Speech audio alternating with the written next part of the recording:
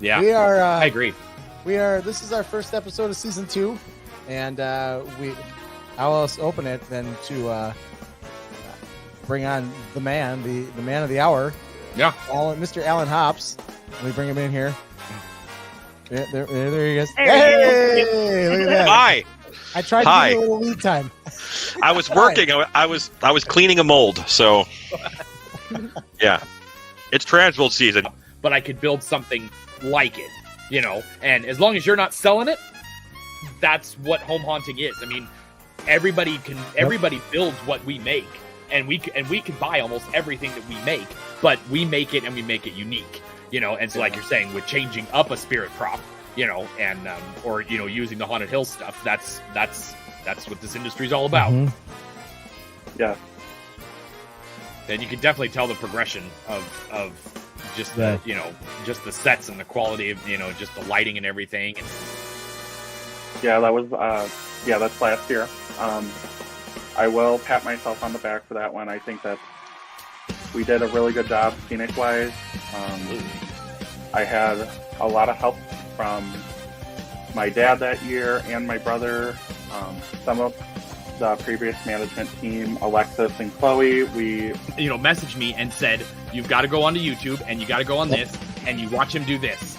And I swear to God, I actually cried because I was like, this is I learned what how I to was do that looking too for. now. This is the thing. And I watched it so cry, many baby. times and I still use it to this day.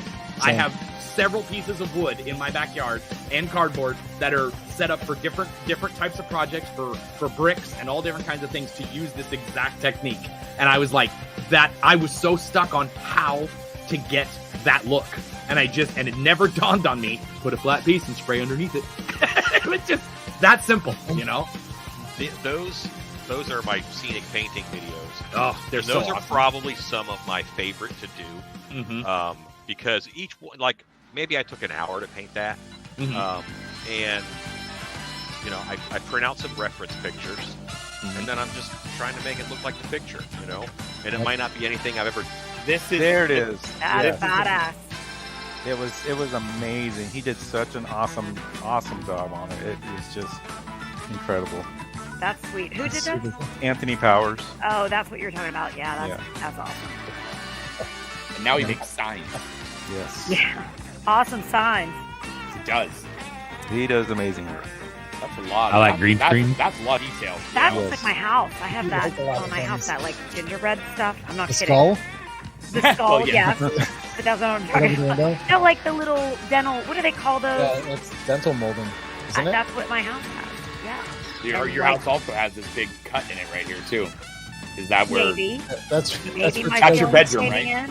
That's right. Well, We it's don't where know. you live. My Peloton's right in there. Yeah, that's your Peloton's behind here. I wave out of a hole there. Oh my goodness. Well, all right. Well then, yes. So other than making your kids be actors, where else do you? She's doing some kind of experimental research. What we did this year is we incorporated that into the story. That line. Oh, this is this year then, right? Mm-hmm. Yep. Yeah.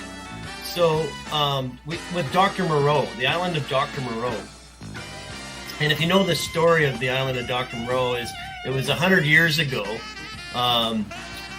based on an old J.K. No, what's his name? Shoot.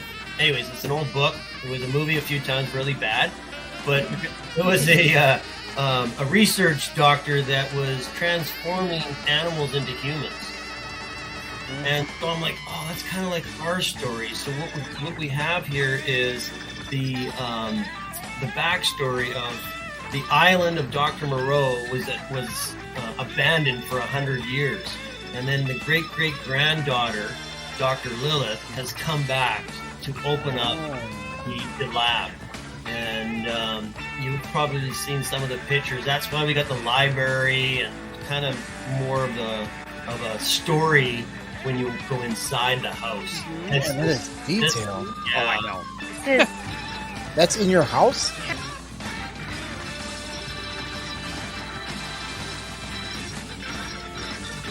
Well, It's Tuesday night, and you know what that means.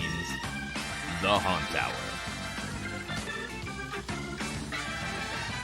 With your hosts, Troy Crivolo,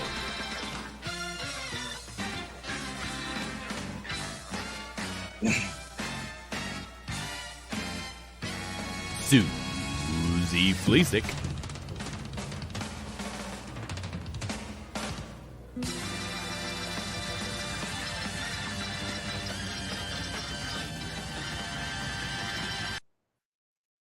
and Dan Doble. Why did the music Tonight stop? we welcome Niki, Morgan, and Wallace from Haunted Overload. Yay! Sit back, strap in, and welcome to the Haunt Tower. Welcome, everybody, to another fantastic Haunt Hour. Maybe I should, Somebody needs to get that editor. somebody's got to Strap fix him that in. guy. I That tell guy. you, man. I don't. That You know, guy is something else.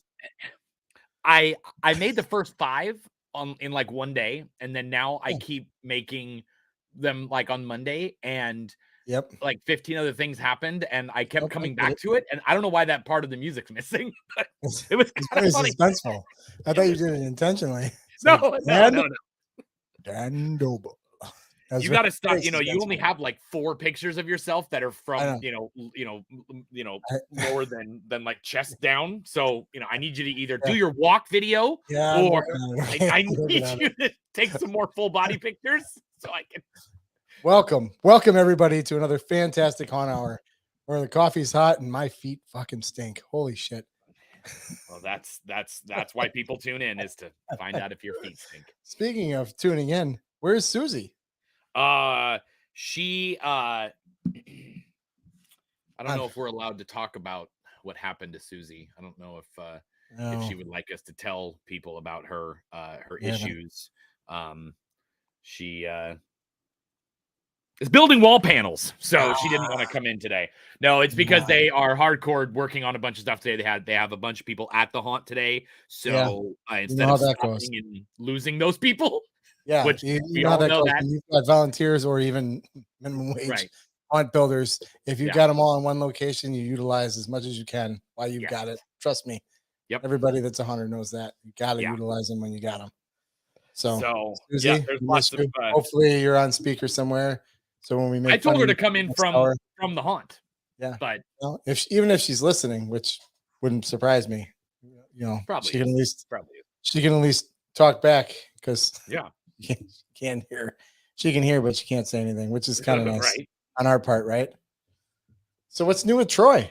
What's new this week? It's been a whole week. And I mean, there's not much haunt stuff going on, but No, there really isn't, because we've got the stuff that's happened with the convention stuff. We've got the Easter haunts are done now. There are a few halfway to Halloween events going on in the next couple of we'll grab one of those. I know there's a pretty big one in Ohio. I think it's next week or the week after, so we'll put that in the news next week or whatever. But how's the Home Haunter Awards going? I don't know, Dan. How are they going, Dan? I finished my project. Dan, did you go back to the website and submit the little form did. to the thing? I did. Because Chris says he hasn't gotten it yet. That's crap. When did you get it? When did you send it? Last night. Last Last night night when I sent the message, I wouldn't go taunting you and saying, "Hey, you have a hey do Troy, you have a receipt for that email, sir? So we have is it an email? I thought I was sending it to the. I think you should have gotten an email back saying that it was submitted successfully. I think if that's how Chris has it set up for the submissions, anyways. When people submit their videos, you go to the judging spreadsheet, or you go to that page, and then you submit. Put your name in there, and then you pick the file, and then you submit it. Yeah. Okay. He said this morning you didn't do it, so whatever. Maybe Christopher doesn't know what to look for in his own email. I doubt that. But well, now that I know this, I'm going to have to go back and make sure that I did my job. Double check. Yeah. I don't want to be known as that guy that's not doing my job. 11 days later, sure. Story of my life. Never on time. Right. Yes, Never in on triplicate, and he did it with Yes. his TPS reports with the red stapler. Yes, so I he did. is all With set. the red stapler. Yes. Red stapler. Did you play your music from a reasonable volume from 9 to 11? Of because course. That's the only time you can. Okay. All right. Yes, Good. of course I did. How was that experience, Dan? Tell us how the experience of judging 210 home haunter videos was. Daunting.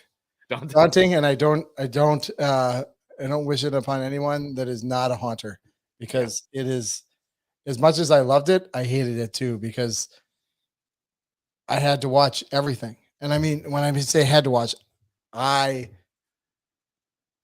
wanted to watch everything. So it's not like I could just be like, oh, okay, just click on that. And okay, I've seen enough. Well, I've seen this video again. It's I want to watch it, especially the walkthroughs, which I have a bone to pick with you. And I don't know if I should do it on the air or not, but some of the walkthroughs because we're using this as education for people as well. So people need to know what to submit and what was liked by the judges as well. You know, if it's a walkthrough, it's a walkthrough. It's a yard haunt, in my opinion. A yard display where you walk to the front door and see some things along the way. That's not a walkthrough for me. I think a walkthrough should have a beginning and an ending at a different location. Okay. It would be to walk through. Am I right? So yes, that is actually something that me and Christopher actually talked about the other night. Is that we are going to really drill into people that if you have a front yard display and a walkthrough, that your haunt is a walkthrough. Yes. It's not a display and a walkthrough. Yes. So it's not two separate categories, because the thing is that is like a queue line. So every haunt has a queue line, and they put graveyards, or they put actors, they put cool stuff out there for you to look at while you're waiting, play music, whatever. That's your queue line to get into the walkthrough. Yes. Now, would you build the walkthrough without the front? Probably. Like if you had to pick one or two to do each year, and you are a walkthrough haunter, you're going to focus on the walkthrough. If you're a display haunter, everything's going to be for the display.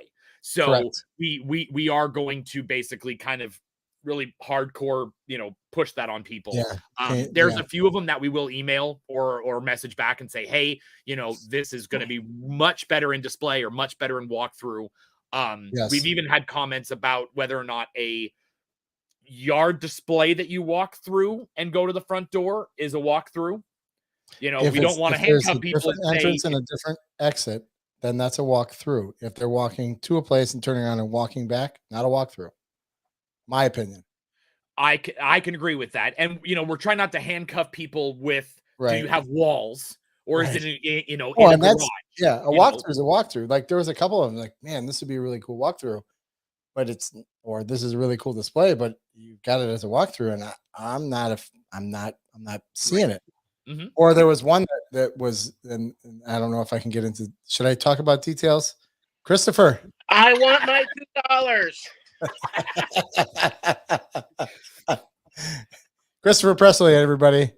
One of the other people that bust my chops on a regular basis. Oh, hey, you're the one that's holding up the process. My process is done. In fact, while Troy is talking about this, I pulled this up. Where's my email? Hey, so I go. Let's. I'm sorry for all the viewers that are watching right now. I have to clear my name for some reason. But I go to the Home Haunter Awards show page, the entries page. Correct? Yeah. So I go there. I fill out all the information. I click my file. So I go choose file. I should screen share this just so you can see that I'm doing it. No, it's secret. Fair enough. I won't do it then. I go to my file. I grab my tally sheet. I open it up. It says it's there. I submit it. It's submitting. It's thinking. And now it comes back and says, sorry, only image video files are allowed to be uploaded. He's on the submission page. He's not on the judging page. It says on the left, it says judging spreadsheet and judging instruction video. Submitting it as an Excel file? I don't know how do you do that? The original I'm a Mac, dude. I don't know. God. It converts everything. Oh no. Well, we'll have to handle this after the show. Christopher will get with you after the show. I'm clearing my name into public right now. But all right. So that's why it's because you're on a 1984 Apple IIe and you need to upgrade to something. I love my green screen. Okay, I gotta say, as much as you love your green screen, I do love my green screen. So, Christopher, is there any anything you want to say about the judging or anything? That we really appreciate all of the hard work that everybody did. Yeah. It is a daunting task. And It is a daunting task, yeah. but I loved every second of it. Not gonna lie, it might have taken me 11 extra days, but it was 11 extra days of absolutely loving Halloween. In fact, there's a lot of times where I was like, man, I don't know what it is with purple and orange. Yeah. A purple background, the backdrop with the really bright orange pumpkins. I feel like there's a segue here, Troy. I feel like there's like really big. We have another segment before that. I got you. But I feel you see where I saw going. so I'm gonna ruin it and make a crappy one later. We can't let people down. We can't make good segues in the middle of this. You're right.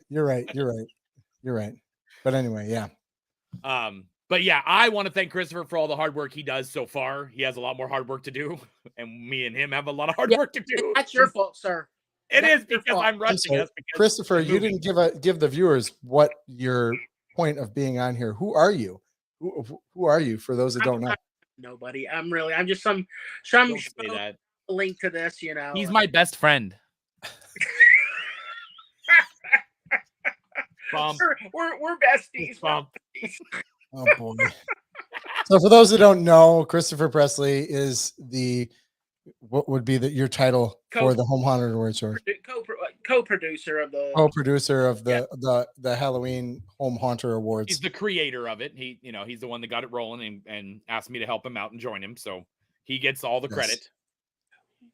Either way, we thank you, Christopher, for doing this every year, because as much as I had a daunting task, your task is ever so more daunting.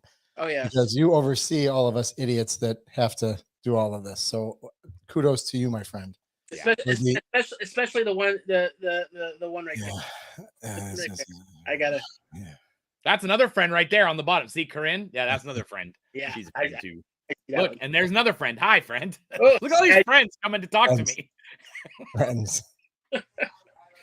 But yeah, no, he was the reason I brought Christopher on was that you were talking about the difference between the walkthrough and the display stuff. I think, did I cover that pretty well, Christopher? You did. Oh, good. Did I cover that pretty well, Christopher? I approve. What's that? Did I cover it pretty well?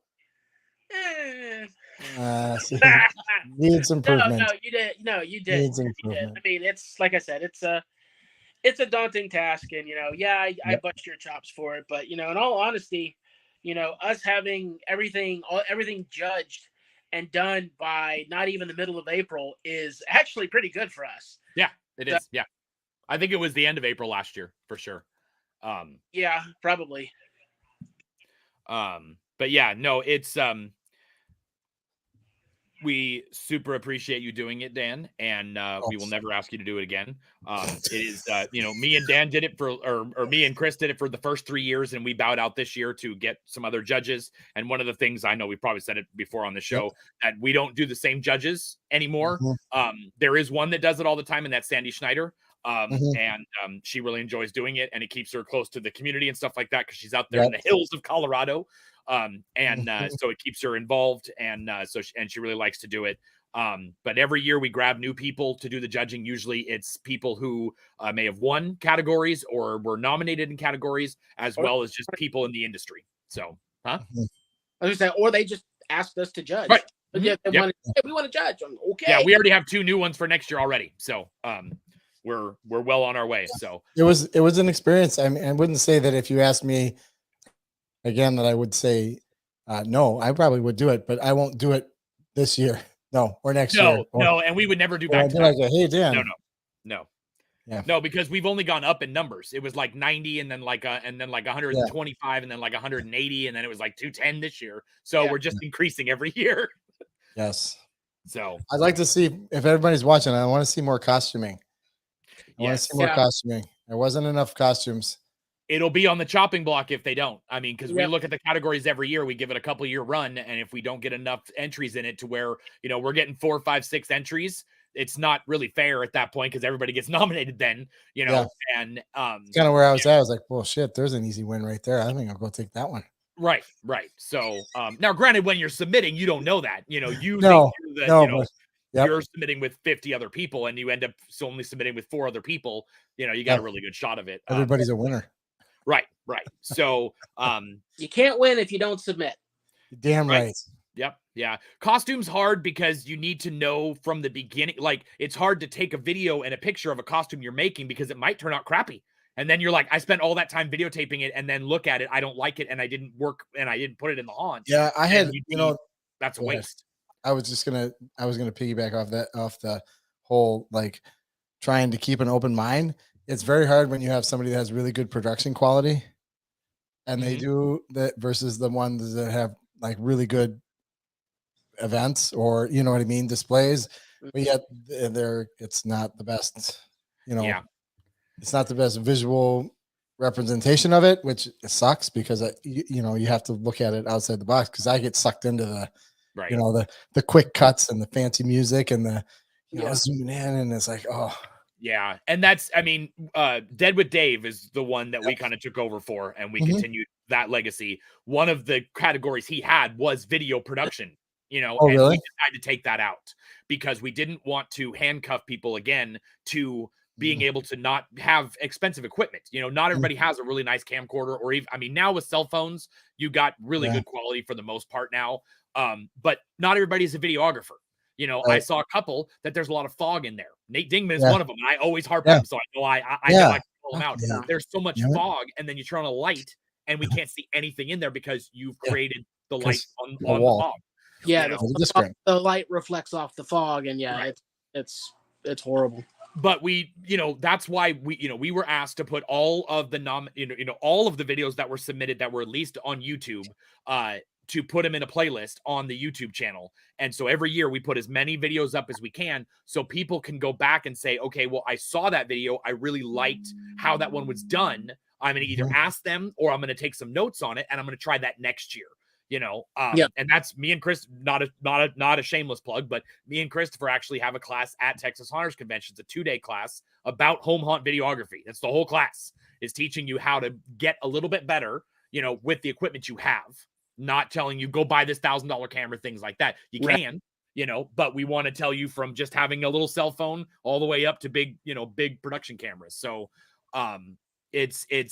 we don't want people to feel bad because they can't film great, you know, and we've had some not great quality filming win awards. So, you know, we've taken that aspect out so that that's not part of your thought process. Correct. So, all right, Christopher. We'll talk after your show, Dan, and we'll get you taken care of. I love you. Watch this. Boom, kicked him out. Bye. Just like that. Just like that. Only I can do that because we're buddies, so I can do that. But now, since we're moving right along, I think that it is time to talk. You know, we were talking about home haunts and making things and stuff.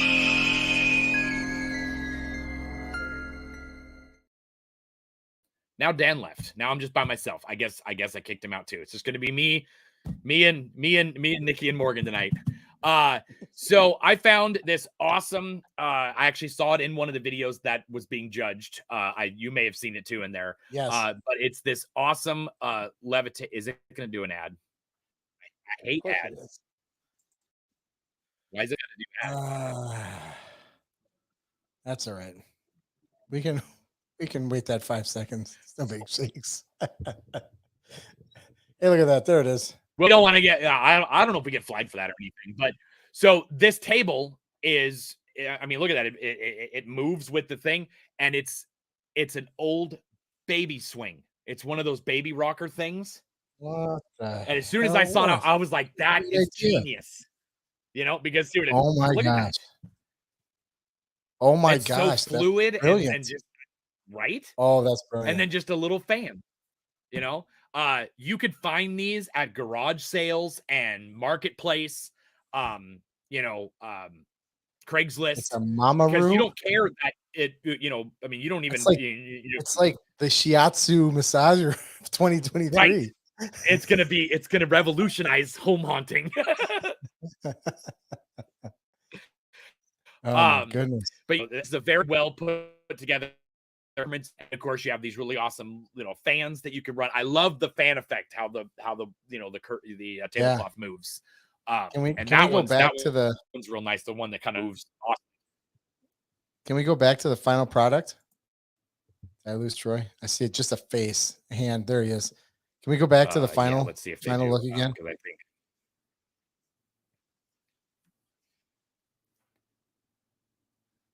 Yeah, see, that is so cool. I'm sorry, that's badass. They actually have a DIY on the skull as well. They also have one on how to make the skull move up and down too. But yeah, just to have that just sitting in a scene like that is so cool. I want to try to figure out a reason that I need that, but I don't have a scene for it because I'm doing Universal Monsters. So maybe we'll figure out something. Yeah, I can tell you right now, I've seen a lot of cool stuff, and that one by far is the best home haunt design idea. Whoever came up with that, kudos to you. Yeah, surprised it's not on Alan Hobbs's channel. So to be honest with you. Halloween. Yeah, right. Well, I mean, he didn't create the shiatsu massager stuff, so there you go. Oh yeah, you're right. But yeah, it's the Halloween how-to by Saul Films. They have so many videos on there of different how-tos. The animated skulls, a lot of animated things that aren't very hard to do. So do you know this person or people? Nope. I just found them. It looks like they've been never doing heard of stuff them for before. looks like 4 or 5 years.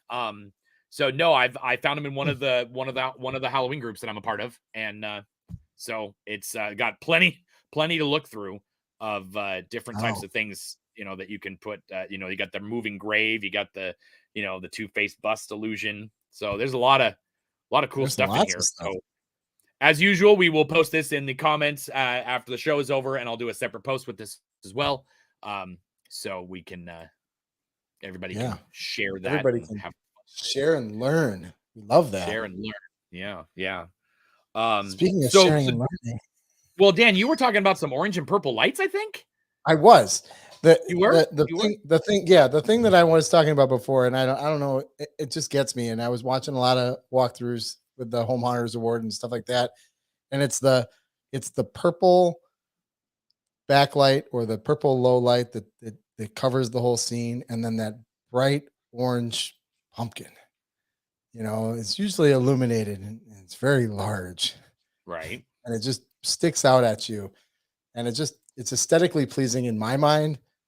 You mean like something like this? Something like that. What? Yes, something like that. Where would you find that? I mean, you're getting the purple in the background, which is what I'm talking about, but this is green.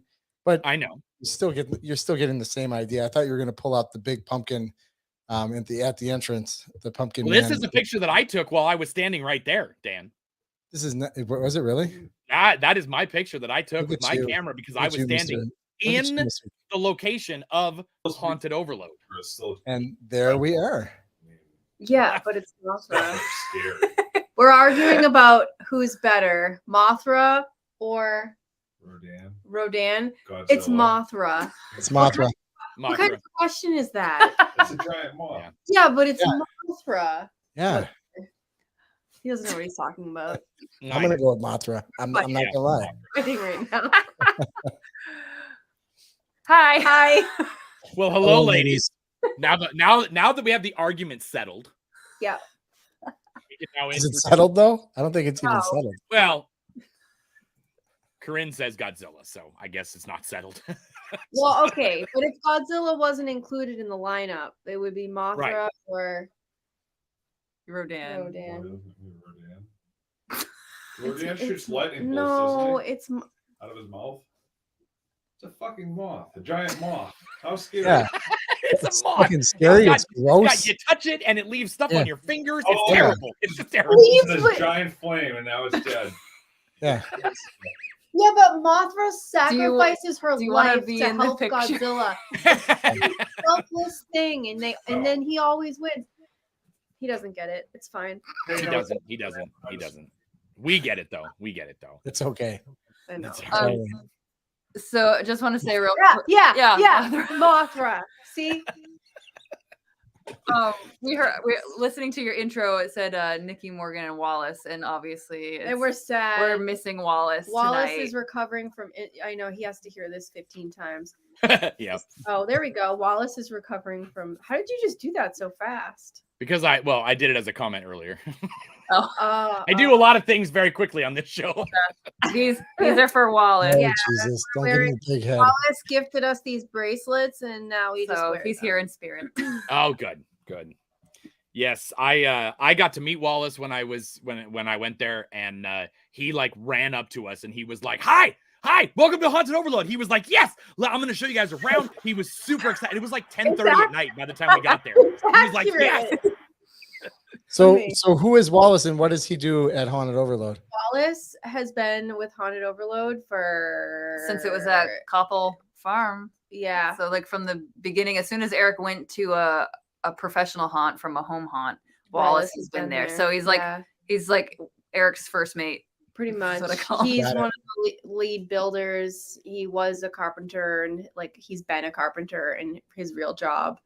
Right. He does everything else though too, like even stuff behind the scenes. He's in charge of like handing out, like there's so many things you need to know, like who gets what shirts and when they get those shirts, and the shirts are usually organized, and it's like a kind of a combined job between Anne and Wallace, but Wallace takes his t-shirt handing out job very seriously because everyone deserves their shirts. And he's always he does security during the haunt season, and he blows off all the trails for the leaves and stuff, and he's there first thing in the morning when he doesn't even really need to be, because he just wants it to be like, yeah, he's there the days that Eric can't be there a lot of the time. Yeah, well, when he wasn't recovering from surgery, he would be there working extra days with a couple of other volunteers, while Eric is, where Eric works 10-hour days, 4 10-hour days in a row. And then he dedicates 2 of his days off to the hunt and the other one to his wife. So Wallace is still there working. Like, when I wasn't working as much during COVID, me and Wallace were there, 3, sometimes 4 days a week. Eric was there a little bit more than he is now. But even if it's like slow season for me and Wallace would be there the same, like 3-4 times a week. Right.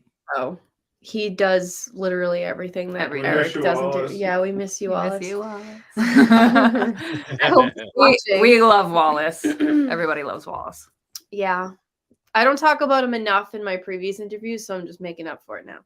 No, that's fine. I mean, it was like we were just standing there in the trail. We were looking at the the scarecrows lining the walkway there and everything. And he came up to us and he goes, "So the headless horseman had to go."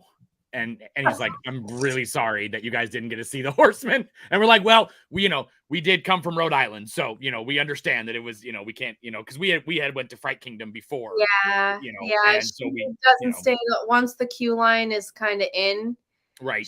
She calls it, especially if it's cold and the horses, and sometimes Jose can be a little testy.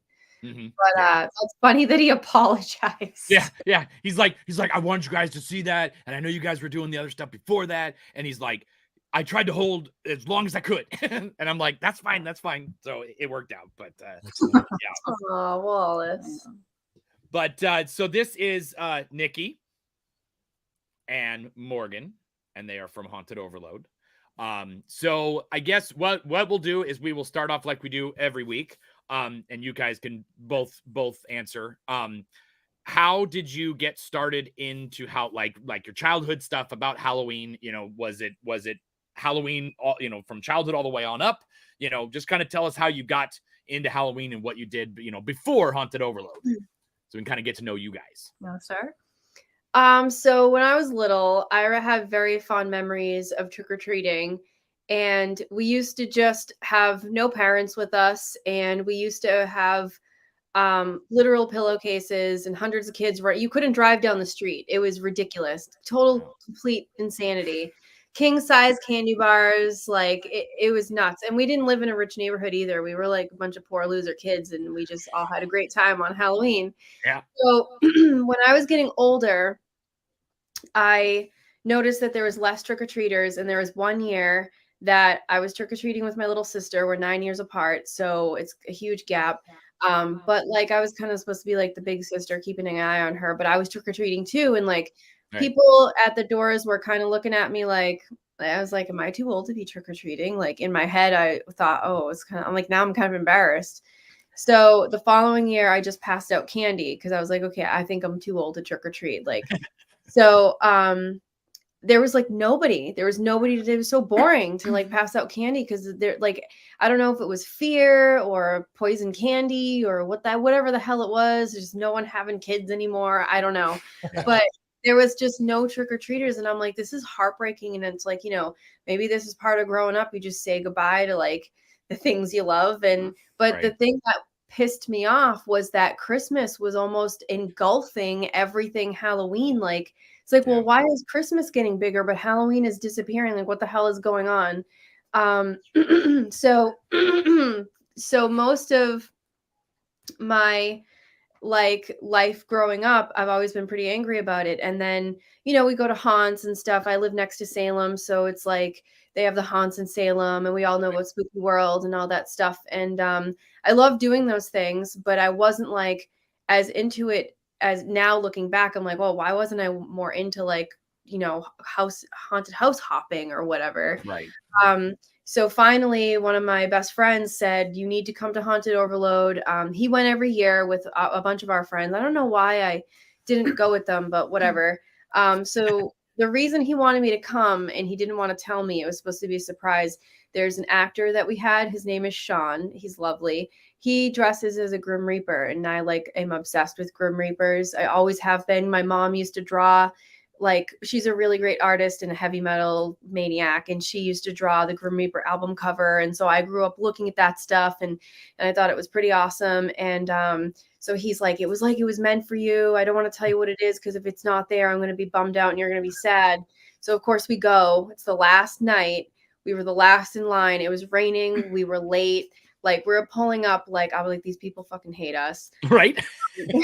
So we're at Haunted Overload, and we were in the queue line, the literal beginning of the queue line, which is like bazillion miles long. Right. And it's just a field of Reapers that were like, I don't know, 12 to 13 feet high. And then there was a 30-foot Reaper, like in the middle of them at the end. And I was like, beside myself taking videos, and he was like, we should probably get going, because like there's a lot more than this is just like the outside. Right. And I'm like, what do you mean? So we go in, and we aren't that late because the line is still in the queue, and like not everybody's in the haunt yet. And I remember by the time we got to the mansion, which isn't even the halfway point of the haunt, I was already I was like, this place is so amazing. This is like where Halloween has gone my whole life. Like, every single little ounce of Halloween that disappears as I got older, like in my mind, it was like, this is where it went. So now this is where I need to be. I have to be here. I can't, like, he always made, my friend who brought me is like, you can't just enjoy anything. You have, like, the minute you find something you like, you have to like make it your life. Like, you can't just enjoy it and walk away. I don't know why. So I was like bumming myself out. I was like, oh, this place is so fucking crazy. Like, there's probably people banging down the door to be here. There's probably a huge line, and they probably don't have room for me. And now I'm like moping through Haunted Overload. It's raining out. And I'm like, I'm getting all bummy because I'm like, oh, great, this thing I love, and now I can't do it because everyone else wants to do it. I'm sure it's like, I only get to come once at the end of the season. I haven't even been there for more than 30 minutes. Niki. A whole range of emotions. So it was awful. So by the time we got out of the haunt, like, I saw the body bags I was just like, I cannot leave here and not email them. Like, you're on overload. Right? Yeah. So I so we went, the very next day was the last day walk. So you walk around during the day, which is what Eric's trying to get you to do. So I took a picture in, we have Biscuit. He's like one of our hillbillies, and he had his own shack. Now it's our witch house. He has a new shack. Right. But he had this big bull skull, and I didn't like how I took a picture with it. So I was like, oh, I'll see if the owner will let me do like a photo shoot, and we can redo this picture. So I messaged him. It was like around my birthday time, and he didn't. Haunted Overload didn't reply, but so I figured out who Eric was, and then I'm scrolling through his Instagram, and there was videos of ravens, and I was like, oh my god, ravens. So I'm like, I work with ravens. This is so cool. And so he's like, wow, yeah, that's awesome. And so he starts following me, and then Haunted Overload started following me, and then he saw my message about wanting to do the shoot. So he was like, oh yeah, I totally won't be there. I'll be at work, but like, have fun. It sucks over there right now. It looks like shit. There's snow, blah, blah, blah. And I'm like, yeah, okay, you're crazy. Like, it's Right. So I do the shoot, and then I'm like, I can't even believe this fucking guy. He's never met me before. I was late when I came. I made everybody wait extra long in the rain. And he's like, yeah, have fun. Great. Have a great time. So I was so grateful. I was like, I want to return the favor. Like, you don't understand like what this all means to me. Like, right. This is crazy. Like, I was like, I'm a volunteer. I will shovel rocks. I will do whatever. I volunteer with animals, like wolves and stuff, and birds of prey, and like the work. It's always a lot of hard work, and the reward is you might get to, work with an animal at some point. So I'm like, I'll do whatever physical labor. I don't care. So he was like, yeah, cool. I'll add you on Facebook. And, then the first day that I went was my birthday. And he's like, my first job was to build a stick wall. And then I raked a lot of leaves. We do. I loved it. Particularly do a lot of work with sticks. Yeah. So, a lot of sticks. Yeah. So I remember it was my first job was to take down all those reapers in the field. That was my first real job there. I was like, everything I loved before taken down. But we got to rebuild them in the queue where they can stay forever. And then I had a really special day where I got to see Sean. We revamped the whole graveyard for him, and I got to watch him be the Grim Reaper, which was like full circle of why I was even brought there. And it was like my life was complete. That all of that one whole, that was 2020. So everyone else was having the worst time of their life, and I was like living my dreams. It was pretty cool. And one thing I forgot to mention that, obviously we grew up in late 80s, 90s. So I loved The Terminator and Jurassic Park and all these movies. And the Stan Winston School of Art is responsible for all of these movies. Every movie I have ever loved has been built by and painted by the Stan Winston School of Art. And now that's pretty much what I'm doing on a way lower scale, just with Halloween. And it's like, whoever thought I would be doing this like as my hobby job, and because I was depressed about Halloween. So that's my story. It's over now. Your turn. No, that's awesome. That's awesome. It is. It was a good story though. Yeah. Right. I was very angry. But when I found it, it was like, I don't know. It's filled a void for sure. Haunted Overload filled a void. Definitely. Should I go now? It's all you now. All right. I'll try to be brief, but so like I grew up in a small town in Maine, and Halloween was pretty big there. Like it's kind of the same deal where it was really big when I was a kid, and then when I lived, my parents lived on a road that was away from the center of town. And so we'd never get trick-or-treaters. So when I was too old to trick-or-treat, I would like literally, I just wanted to be involved.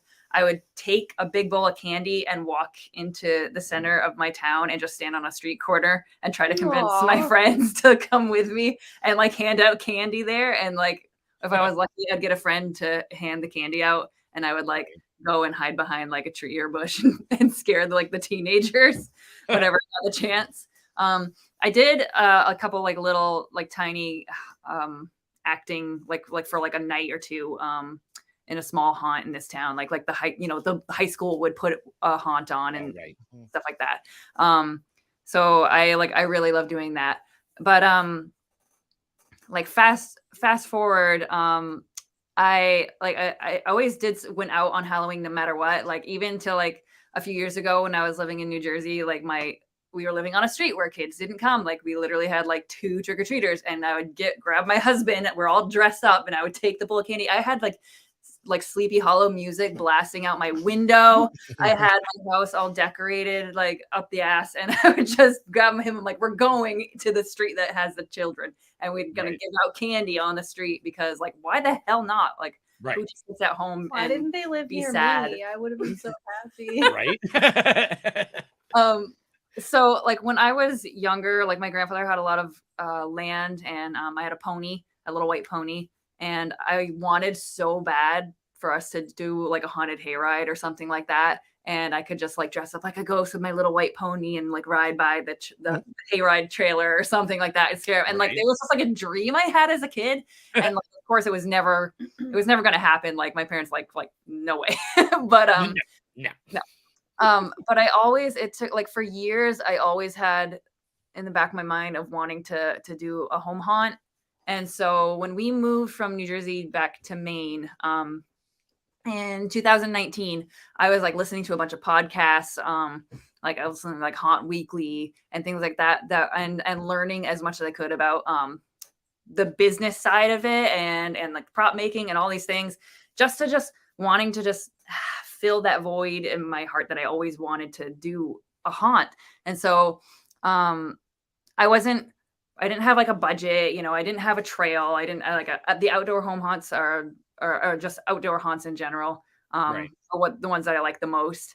And I was like, okay, I'm going to like build a trail through my woods eventually. But I'm like, I want to get this haunt energy that I have out, and I'm like, there's got to be some places haunt energy. Right. That's a new one.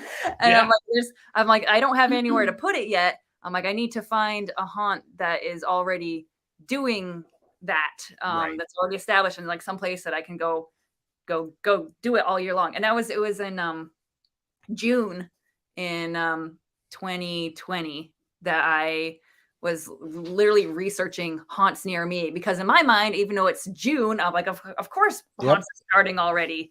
Like people, any friends or whatever I would talk to would just be like, what are you talking about? Like, it's like, it's summer. Like who would be doing that? It's like, I'm like, that stuff must take forever. Like you gotta start early, clearly. And so I couldn't believe when I typed in like haunts near me that Haunted Overload came up, and it was only like an hour and a half from where I live, and I had never heard of it before. I had seen pictures on Pinterest of the skull. Yep. I had no idea where it was, and when I realized it was so close, I like a lot of people think that's kind of far away, but to me, I'm like, that's so close. I couldn't believe it. So I went on the website and I messaged their contact page and asked if they needed volunteers, and Eric actually got back to me the same day. I didn't expect to hear back because I kind of thought the same thing that Niki did. Like people must have a whole crew that are dying to be a part of this place. They usually do, but at this time they didn't. So we really got lucky. Yeah. Right. Yeah. And so like I started a little bit after her, so it was the same year. And Eric messaged me back that same day and was like, "Oh, this is great because tomorrow we're doing our summer haunt party where we have like the Barbie Jeep races downhill, and Tom is giving tours. So he's like, you got to come and check it out." So I was floored, and of course came, and that was on a Saturday, and I came back that following Monday to work, and I have never left. Eric introduced me to Niki. Niki was sitting on the little bridge making these reaper hands. Oh my God, she saved my life. I would still be doing them now. So that was my first project. It was working on those reapers, and it's amazing. Like I have an art background. I do oil painting, and I'm like crafty and stuff. So Eric, I guess, I don't know, trusted me to do something kind of artistic. Well, the thing is, creative. It takes a little bit to figure out whose strong points are what. And so he had been telling me, he's like, "Oh, check out Morgan's profile." And he's like, "Oh, check out, she does this and look at this." He like wanted me to love her. And like, I looked at her Facebook for 2 seconds and I was like, she needs to be my best friend. And then I met her and I was like, "Hi." And we got to do sticks she together. was very welcoming, and it was great because I'm like a shy, awkward, person. They would send people to us, and what's happening? Oh, He's doing things. you're doing. This So you would get people sent to you to help you, and they would try so hard, and no matter how you explain something, they either have the knack for it or they don't. And there's things I don't have a knack for, so I'm definitely not bashing them. And they did try, but like it almost makes more work for you, and you got to undo it and then redo it. And so for Morgan to come along, I figured out right away that she was definitely going to be a help. And like the project went so much faster with her help, and I'm like, holy shit, this is amazing. Like, And we to just have a partner we bonded over instead Reapers. of being alone. Yeah. The thing she mentioned that I forgot to say was she had all this like young Halloween kid acting experience. So that year that I decided to that year that I decided to sit out with candy and like for the kids to get candy for me, I actually dressed as Ghostface, and I just sat in a chair like a mannequin, and when they would take the candy out of the bowl, I would either throw the bowl at them or I would jump up and scare them. I did that, and I thought it was amazing. Scarecrow. Oh, my dog! It's Alpine. Here's my dog on the screen. So so that was like my first taste of scaring people. And I forgot to mention that part. There was something else you said that I thought was cool that I wanted to elaborate on, but I forget now. I need to take notes. So you guys have like egg houses? And No, set we the didn't neighborhood eat on acid fire? in egg houses. We're No. normal. I Normal. scared. I would sit as a scarecrow in my grandfather's old like work clothes and stuff it with hay, and I would sit on the porch Like the coolest and then kid ever. scare the teenagers. But you know what? It's funny is that the littlest kids would know I was real, and the like. Oh yeah, they're the not older dumb. kids- Yeah. They know.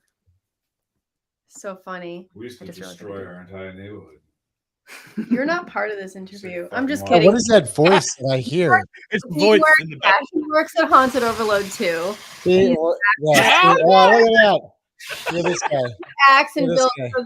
So now I don't know if Morgan's intentions were to be an actor, but mine were just to be a builder, and I got peer pressured into acting. Oh, they were. And so, hi. My intentions were to do everything I could. Yeah. Everything I was allowed to do. My very first project was the body bags, and that was during COVID. And so we were working sometimes until 1 a.m, all day until 1 a.m. And I literally, I would close my eyes and see body bags, and I would smell mold. That's just like became who I was. So that was who I acted as my first year. I was literally a body bag mannequin. She became. And so my second project was Reapers, and that was with her. So, well, I had done like 2 sets of pans before you came. It took so long. There's 8 Reapers. Yeah. Well, There's- and as a kind of an inside thing, that was and we were talking about it before we came on. That was the room that got me while I was at Haunted Body Overload was the body bags, because I knew somebody was in there, and I have this thing with those other rooms where people It will. wasn't me that year, but No. we did have body bag people, at least 3 or 4 in that scene at all times. Right. Because normally I get it where it's the hallway with all the identically dressed mannequins Yep. lining the hallway, and one of them moves. And I've learned about the shoe trick. So if you're a haunt out there, make sure that your person is wearing the same shoes as your mannequins. Yep. But I still Just tend not to look because I don't want to ruin it. But I get hit there every time. And I know it's coming. Yet everybody loves to go with me to haunted houses because I allow myself to get hit a lot. Yep. But they love when they see those rooms. They're like, ooh, where's Troy? I want to go in with Troy. Because I know they're coming. And then every once in a while they won't come out. And I'm like, oh, and then they'll come up from behind me. I'm like, ah! If we know you're expecting, we can hear you talking. Like we Right. Yeah. I'm You make it no, so Right easy. there. people can hear me talking. Wait a minute. That's a new one. Like we know who we're scaring and how we're scaring them based on what they're saying right now. It's like Right. you don't Right. think that there's someone who can hear you from all angles. We're outside. Like it's so easy to get immersed in it that you're just like, oh, we're turning a corner, and it's like, no, you were actually just behind me for a second. Right. Also, I want to, Morgan, I want to thank you. I now owe my wife a pony. So I At appreciate least that. she got a pony. You got a pony now. I have to give her a pony. I have a daughter, so now I've got to get 2 ponies. You got to dress them It's like documented now. too. Yeah. Too bad the next house we're getting in Dallas has no room for ponies. Are you So- sure? Everything's bigger in Texas. Nope. It's got a concrete backyard with a pool. That's it. There's I'm lots sure more. there's a place where you can find like a ranch. Yeah, we can put it at our friend Kelly's house. She has acreage now. So There you go. we Pony put and it Kelly's there. house. Done. Ashley, you're welcome. So when you guys got to Overload and you started getting into the the groove every year, talk about how everybody can kind of dabble in other things, and how you guys have this culture of that, everybody works together. And I assume that if Morgan wanted to go make costumes this week, she could go do that and start learning that, and like your culture is to grow and learn, right? So basically, hopefully I'm understanding the question right. So basically what happens is it depends on what the projects are lined up for the year. Like each year so far has been very unique in terms of what the projects are and what the lineup will be. So that part's been really cool because no year has been the same. So like for me, 2020 was broken down very specifically, and once he could trust me with a big project, that was pretty much the pattern. So it was body bags for 3 months, then it was Reapers for 3 months. God, what was after that? I mean, last year spent the whole year. Oh no, after that, like at least I was doing the stick Reapers. So monsters, you did stick Reapers, and you did more. You made the body bags all black and stuff. Yeah, right. So 2020 was broken down month wise by each project, and I pretty much that was what I was. I don't want to say stuck to because I wanted to do it, but then the following year was totally different. There's projects literally all over the place on either side. No, that was 2022.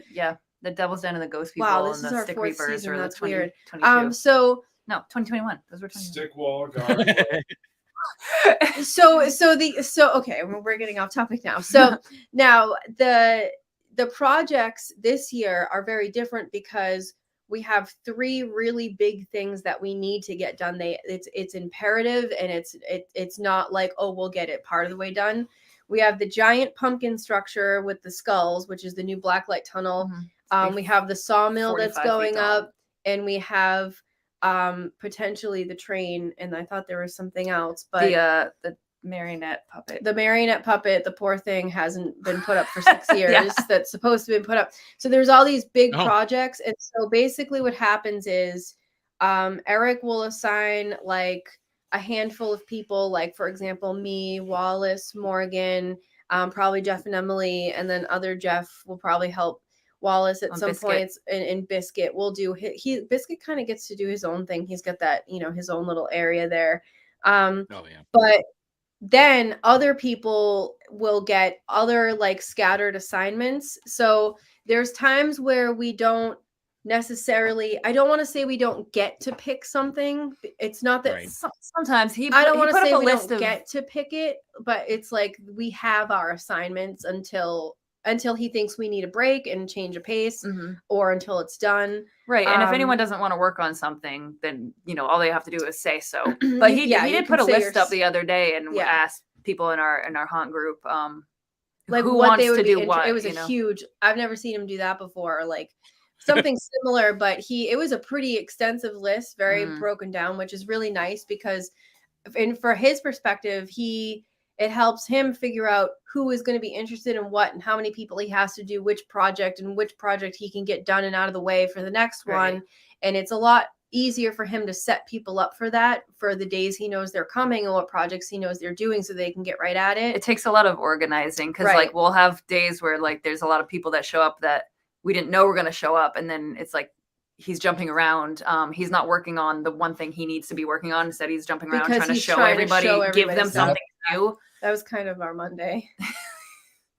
But so but like for example, but it's all good. It's all like, good complications to have. For example, he had me doing the marionette's hands, and that took a little bit, and he kept coming over and being like, oh, do you hate this? You could do something else. And I'm just like, no, to me, it's just, I'll do whatever. I mean, I'll go rake leaves right now if you want to. Like, exactly. I don't think about the jobs as being like, oh, that's beneath me. Or it's just like, it is what it is. It's a part of a project. It's the haunt leaves as a whole. Yeah, the leaves need to be done. I could use the exercise. So, so it's kind of cool though, because the marionette's hands ended up being the gargoyle's hands. So that was cool for me to see the gargoyle get the hands that I worked on. Yeah. So you just never know what's going to happen. And so that's why I'm not picky about the jobs. If anything, I'm just fearful that I'm not going to have what it takes to get them done. But by the time you're getting into the project and even completing the project, you realize that it's not about that. It's like the baby steps, and you always have help, whether it's Morgan or Jeff or Wallace or something like that. So, like the gargoyle wings was an enormous undertaking, and I was like, I don't know why the hell he's trusting me with this. This is insanity. He's like, yeah, we're just gonna do this. We're gonna cut it like this. It's gonna be great. And I'm just like, there's no way I can do that. Like that's crazy. But me and Jeff got the wings done in 2 days. It took us literally the whole entire day, but we got it done. And like, I can't even believe it. But you look at those and you think like, there's no, like, if I hadn't done them and I looked at those, I'd be like, there's no freaking way I could do that. But we did that. So it's, you And take all this stuff is so damn large. Like, right. Those wings, those wings took 2 or 3 people to move. Me and Rob moved them, just us two, but then we needed extra help to move them back into the haunt. And then to get them up, it took like a whole crew of people and ropes and everything else. Like, and how big is that gargoyle? I don't even know. The wingspan's like, isn't it 20? The wingspan is 40 feet, I Like think. each wing. 20 feet on each side. Yeah, 20 feet on each. How tall would you say the gargoyle is? It's a 3 30 feet? 1 to 40 feet, I would say. Yeah. Little. The gargoyle's about as big as the wingspan. Not as big as wingspan, yeah. Yeah. And a lot of this stuff, it's like we can't. Eric will try to explain it as best he can, but he explains it through like his like artistic lens and not like as much as a build lens. So like we're trying to envision what he's talking about, and then all of a sudden it just comes together, and it's like, wow, he had that all in his head. It's pretty insane. Right. Well, that's what's been fun about being now for our 4th season is, you know, when the first year and a half of him throwing these crazy ideas, and I'm like, yeah, we're not going to be able to do that. Like, what? It always works out. So then you see it go from start to finish enough times, and then all of a sudden when he explains things, you're like, yeah, okay. And then you're just getting it done. Right. We're starting to understand. Yeah. Right. I was going to ask you, you know, so like when who ultimately is making the design ideas? Like, is it like a group think thing, or is it just Eric and he just says, I want this, go? Yeah. He just dreams it up and he's like, check it out. And then he tells us what it is. And he's like, kick ass. It's one of his catchphrases. Yeah. Yeah, it's nuts. But like, that's what I mean. Like, this is his baby, and these are his thought up designs, and he's just like, yeah, you can do it. He trusts us to make it look how he's imagined it. It's like wild. Right. And then it somehow does look how he imagined it. So for those that don't know what Haunted Overload is, could you guys like give us an idea in a couple sentences what Haunted Overload is versus any other haunted attraction in the United States or the world? It's about a 5-acre outdoor haunted walk through the woods. So we have, I think I counted 13 different scenes, which is probably more now.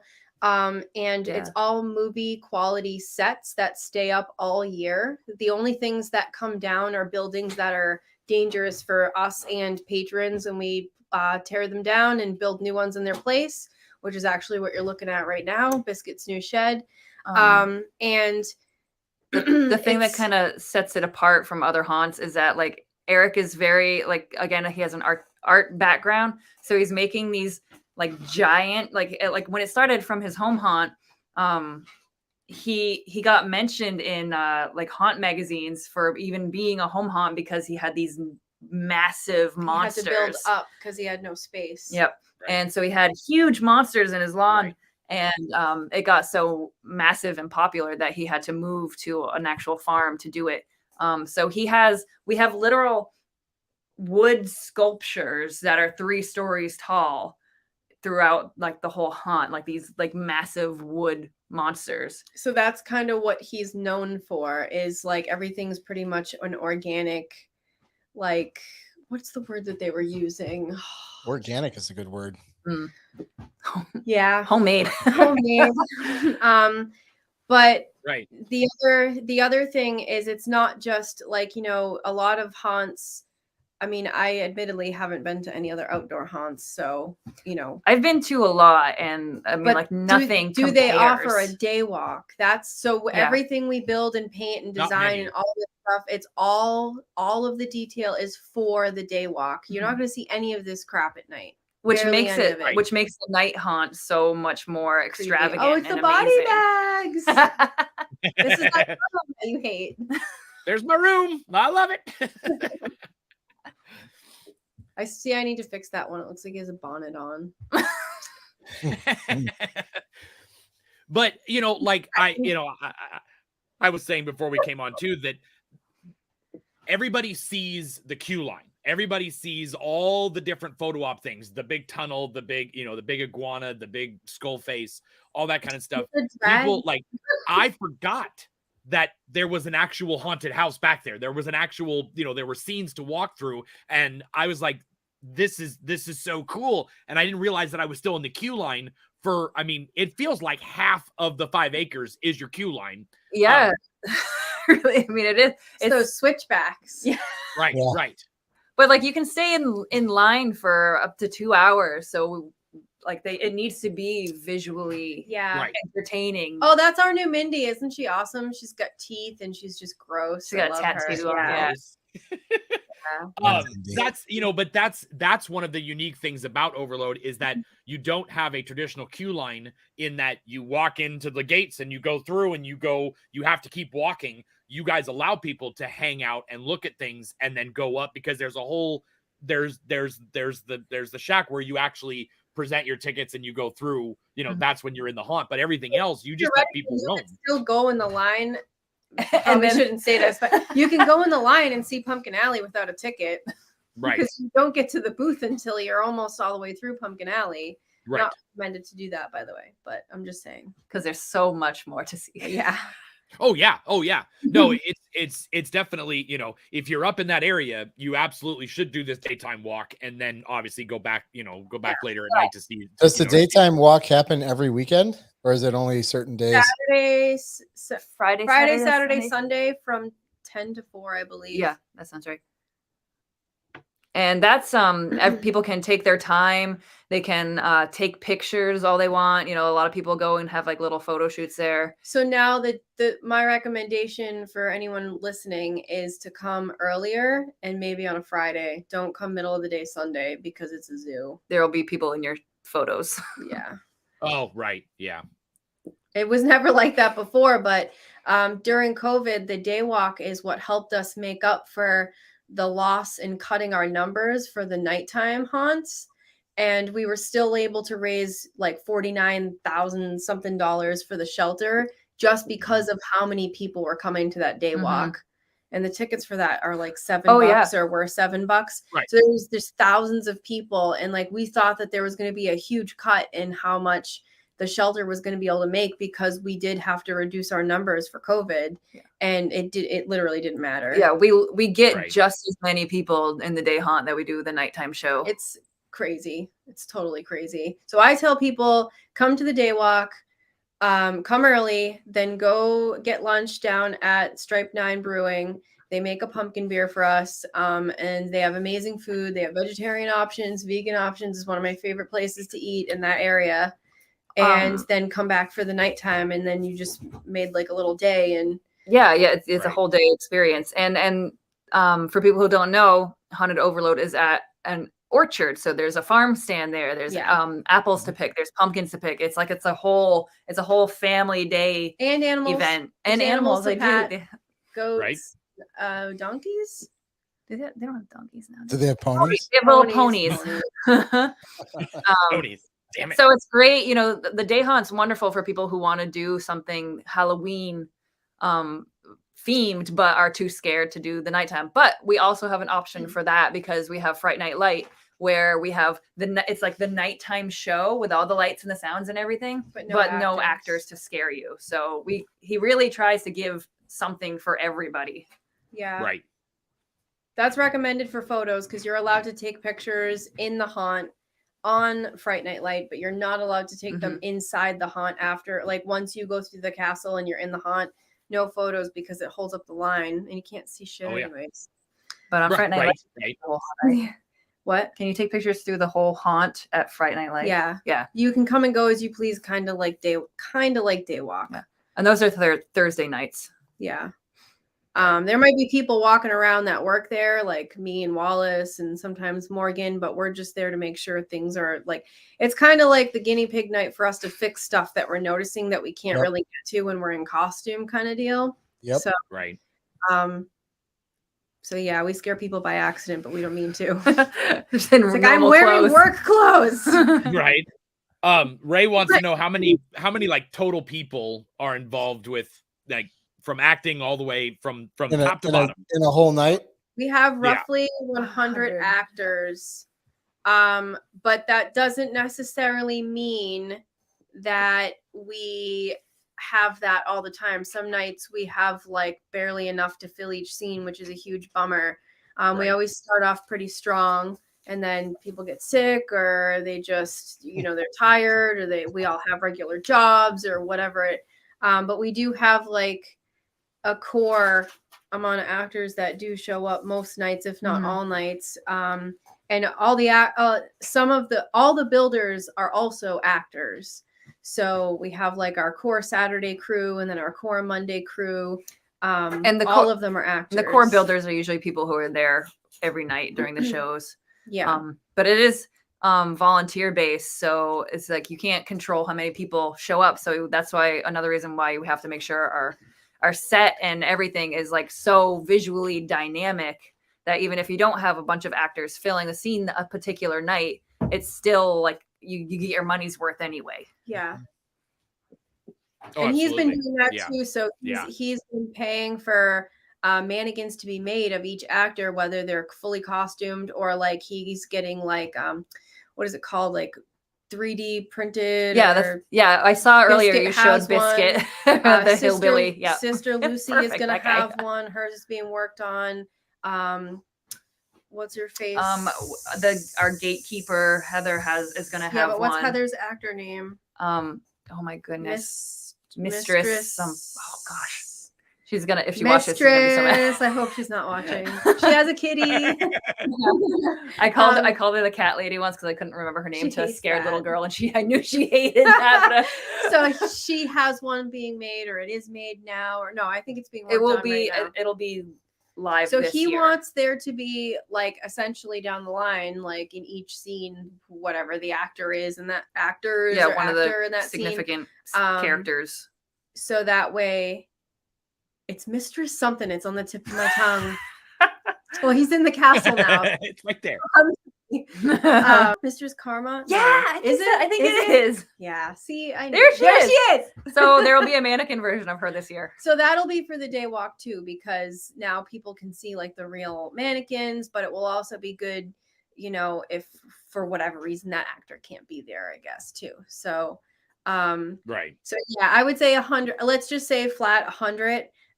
This last season was the first season that there had to be a sort of kind of a wait list if you wanted to be an actor, like which is like insane to even think about. But I'm not sure it actually lasted long because, like I said, by the second weekend, for people whatever get tired. reason, for whatever reason, it is what it is, and a lot of people get people. the haunt fever where they get sick halfway through haunt season because they overdo it. Yeah, they go too hard. So Eric always says it's not a sprint, it's a marathon, or not a marathon. Yep. No, it's not a sprint, it's a marathon. I don't know. Yep. I'm tired.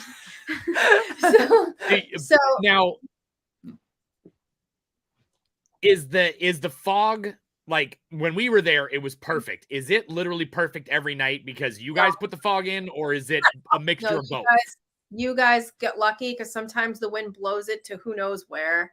Or sometimes it's too much. You know how many times I crash into a tree because I'm trying to avoid crashing into a patron. I just literally can't see in front of me. Like, it just depends on the humidity. It depends on the temperature, where the people are, where the people are moving, where they're coming from. Like it sways the fog into whatever direction. So if you think the fog is perfect, then you really lucked out. It stays though. We're good at keeping it inside the haunt. Like it doesn't to. It doesn't leak outside the haunt. It's just it'll get like one little section might get a little like too smoky for a minute, but then we go and we alter it. Yeah, I mean, I don't think any of the fog machines are just on permanently. I think they're on off. They're on timers. Yeah. Yeah. Okay. Yeah.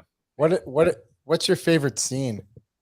Oh, witches. Without hesitation. So my first year scaring there, I was a witch. Oh, look, there was Nikki. Sorry, I saw you. You were hiding in your coffin, like the one you like to pop out of.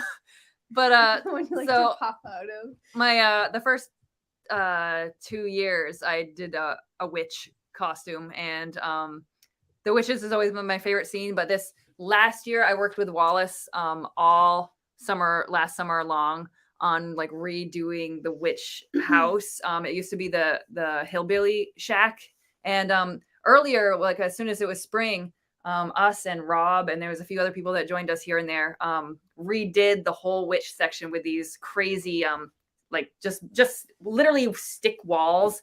So it was like we made this like black forest inside of the actual forest, and it's so creepy. And Eric sprayed everything black, and then the new witch house went up. We have new buildings, and it's insane. It's beautiful. I love it. I'm obsessed with it. Okay, so here's my question. Is that your favorite scene overall? Is it your favorite scene to see in the day?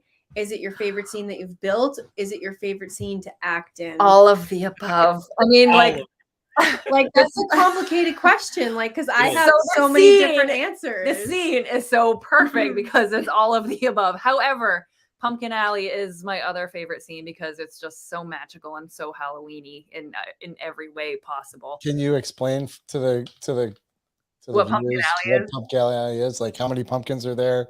What So does it look like? What kind of immersion is it? We're up to 200 200 pumpkins. So Pumpkin Alley is like the last scene you go through in the queue line.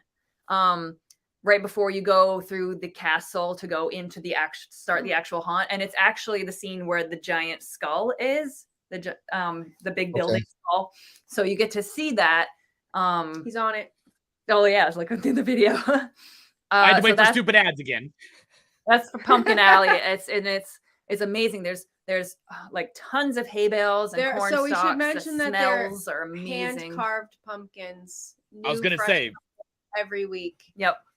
They get nasty, and we have one of our jobs is to chuck the nasties. Hand lit, and that's why it's so special, because you don't see that anymore. Like again, that's Halloween died, and it came here, and there it is, right there, proof.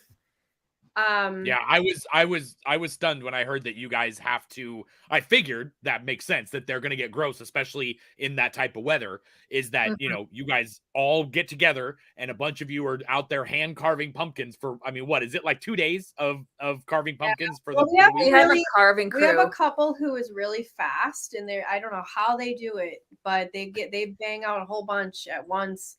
But there is like a little that's Alpine. My dog. There is a little crew that does come, and then some volunteers will try to carve what they can when they can, but it's usually Tuesdays, Wednesdays, because Thursday is Fright Night Light. Right. Thursday. So my favorite scenes, okay, this is gonna sound mean. I love you, Biscuit, so much more than anything, and I love your new house, but the cornfield used to be one of my favorite scenes when it was more of a cornfield and less of a Biscuit's house with the cornfield. I still love it, and I think it's amazing. But when you were engulfed by like the old barn, the striped barn with the scarecrows, just like I got the scarecrows tattooed on me because I love them so much. So I would say like that kind of can also go with Pumpkin Alley for visual and like authentic feeling of like what Halloween is in your heart. That's what those are my favorite. My favorite to act in is the Devil's Den because almost every single person doesn't expect me to be in that coffin. It's like so obvious that I'm not a mannequin. It's like, come on, guys, duh. But it's literally so easy. Like sometimes I don't have to do anything. One time someone like dropped something and I just came out to be like, I didn't want to scare you, but you dropped this, and they literally fell on their ass backwards. It's like I literally said, you saw me moving. We were roaming. I don't get it. We were roaming last season, and somebody, I don't even know. I was using, so we have new characters that we do duo. Oh, it's and Sister Lucy. This is my She other can't hear me. This is my other favorite scene because the church is just phenomenal. Anyway, sorry. Go ahead. No, good. So we have like a chainsaw duo that we do now. And oh yeah. but when we started the season last season, I did it solo, and then Niki was still in her necromancer costume before she switched with me. And I don't know, she was in that coffin, and I ran by some girls just like ripping the chainsaw, and I ran by, and apparently I just kept going. But she didn't even see the aftermath. A girl fell into my coffin with me head first and didn't even know I was there. Somersaulted. I tried to be like, oh my God, are you okay? And then they just got up and acted like I was a ghost and left. I was like, okay, I guess everyone's fine. Fell into my shins. Her head on my shins and had no clue. People just lose their mind in that scene. It is because it goes in and down and it's dark. Like, yeah, that was so funny. I was like, oh, I can't wait to tell Morgan. She didn't even stay to see it. Whoops. Yeah. Yeah. I don't know. It's hard to pick a favorite. Do you think that her, but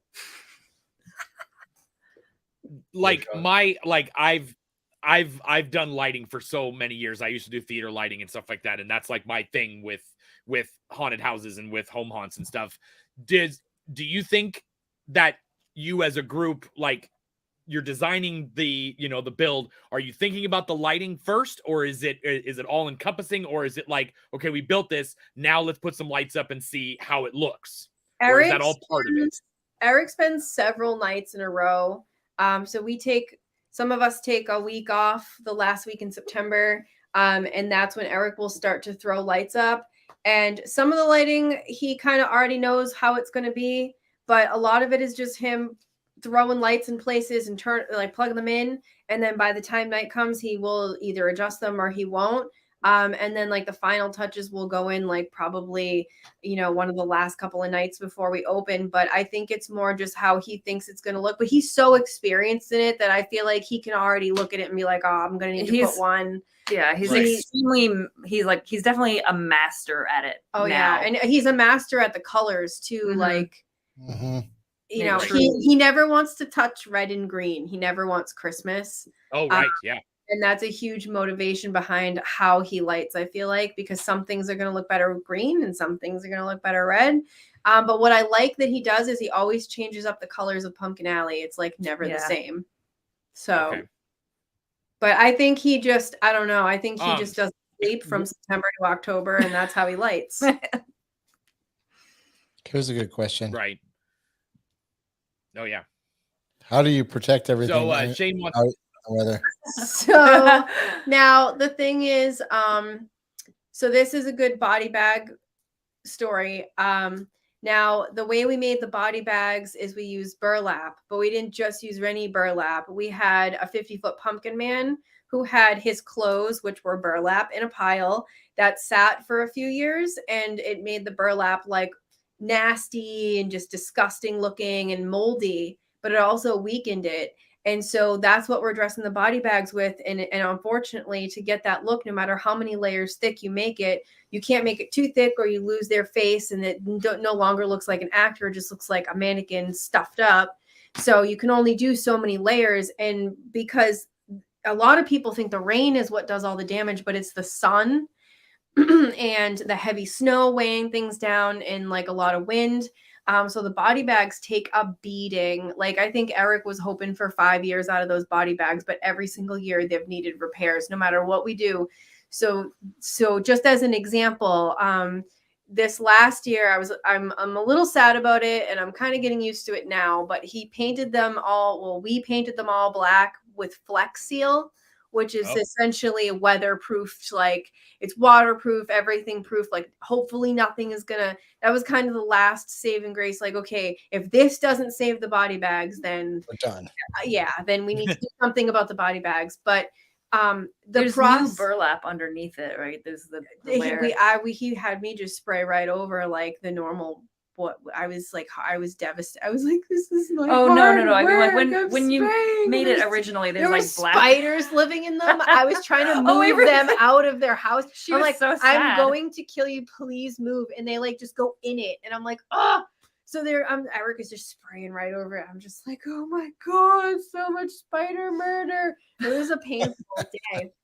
But when you made them, they were there was a like bee's new nest. There burlap was a and then hornet's old burlap. nest in one of the body bags too. It's crazy. Oh, those. But anyways, so just as an example, the Flex Seal is something that we're trying to see how that will weatherproof. But a lot of the stuff, it's like you just repair it. We have mice in our body bag. So Eric is so scared of mice, and anytime he thinks there's a mouse, he literally jumps backwards and yells. And It's really we're just like a mouse. So there's probably mice living in our body bags too. But we put Flex Seal on our stick reapers too because those yeah, are like organic. it's same thing. So as for everything else, it's like, I mean, as our stick wall crumbles, which it's going to, because even though we've painted it, because these sticks are dead, and the weather's, we're just putting new ones up. You have to make things with a timeline in your mind that like this thing's going to be in a few years. It's going to be torn down and replaced with something new to make and it makes the trail interesting every year too. The only thing that we can think, the only thing we can plan ahead for to last more than a few years is the actual buildings. And what I'm seeing them do now, that I'm hearing them say, "Oh, we didn't do that. We didn't do this with whatever the building was because it was years ago." They're now making the change to start strong, and so this building will last 10 years or more, or whatever it is. And if the face of it, if whatever the monster is that's attached to it falls apart, build a new monster on the same sound structure. Right. But Eric's he was never a carpenter. He had to like Wallace is the carpenter. Yeah, Wallace is the carpenter. Right. We had to learn as he went how to make these buildings. So some of them are just over the years he's learned. But like, I mean, like we have stuff that are, like our walls are crumbling, like, some floor. I was literally trying to replacing. Drill up the fence in the body bags, and each thing I drilled through, the whole thing would just come apart. And there's people coming in to the hunt, and I'm just sitting there with my hand. I'm like, I can't even walk away right now. No one's answering the walkie. So I just had to like think of a way to keep this fence from killing somebody that night. It was Fright Night Light. We were opening our friends and family night. I was like, this is insane. So I figured it out, and everything was fine, and the fence is still standing, but we need to replace the fence. Like, it's just like at the point where everything is just like rotting, and then you just put up a new fence, or the scene will change. Usually Eric uses that as an opportunity to change the scene or completely do something else, like take everything out and start over. Other things we do is we put stuff away. We put our expensive mannequins away, like Mindy and stuff that are on the tables. We put them away to try and protect them from the weather. It's just, if we were smaller, we could put, like, everyone was like, oh, put trash bags and stuff. But even Eric was like, I feel like that would just make it worse because mice will want to go in there and chew them up, or the mold will grow, or like whatever it is. Plus there's just so many things to cover. So we just have to build it with it in mind that it's going to withstand New England weather, and we just have to deal with it. Hope for the best. Yeah. Like our gargoyle wing right now, which was crushed by a tree branch. The snow like collapsed. Oh, was it the snow? I thought the tree came down and bent I think it was a combination. Oh, we're gonna fix it. It's fine. Everything's gonna be fine. Right, like everything that needs fixing, like always ends up getting fixed right before we open. Yeah, so. and because we work as a team when we and we get it done. Yeah. Speaking of team, you're gonna have to explain the road rage. Oh, you're gonna have to explain road rage. This is our Barbie car races, and I feel like they used to do it in costume more, and some of us do. I did go in costume. Oh, look, last there we year, go. didn't I? We're both. Are we in that? Yeah. So this is just we did do it in summer fun Barbie car. You've never heard of Barbie car races? It's an East Coast thing. Okay, But see, I I'm the have West I have Coast, heard so I of don't know these things. Yeah, I grew up right outside of Manchester. So This is just a way for the haunters to kind of get together in Well, the summer. we never get to hang out because we're Mhm. working. So Right.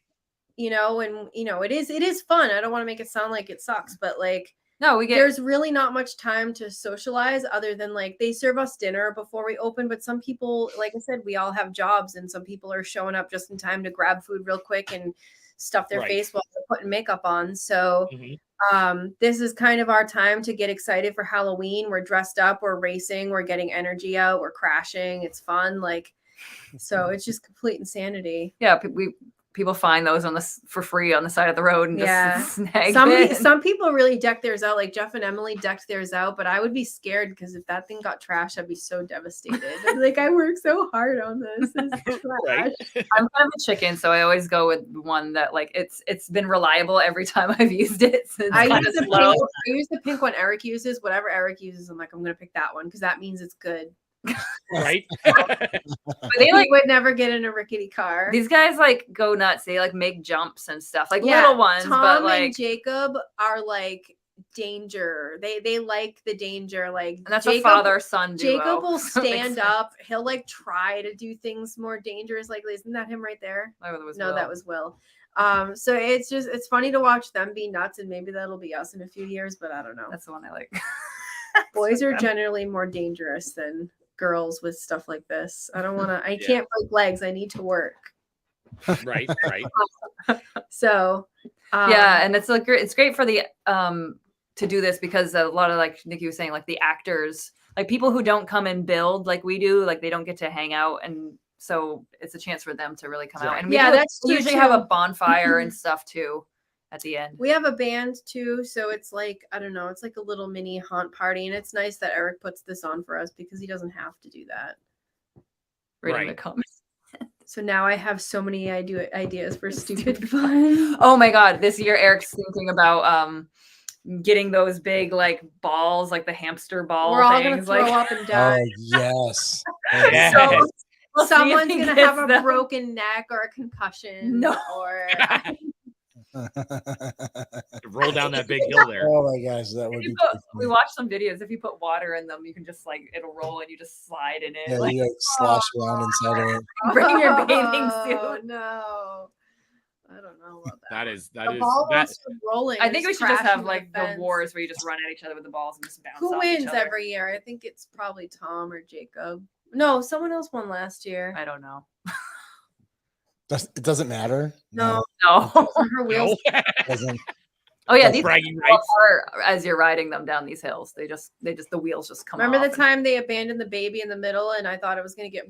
Eric paid so much money for this like custom Franken baby, It's and like, I hate babies. I hate them. I'd run a baby over to save a turtle.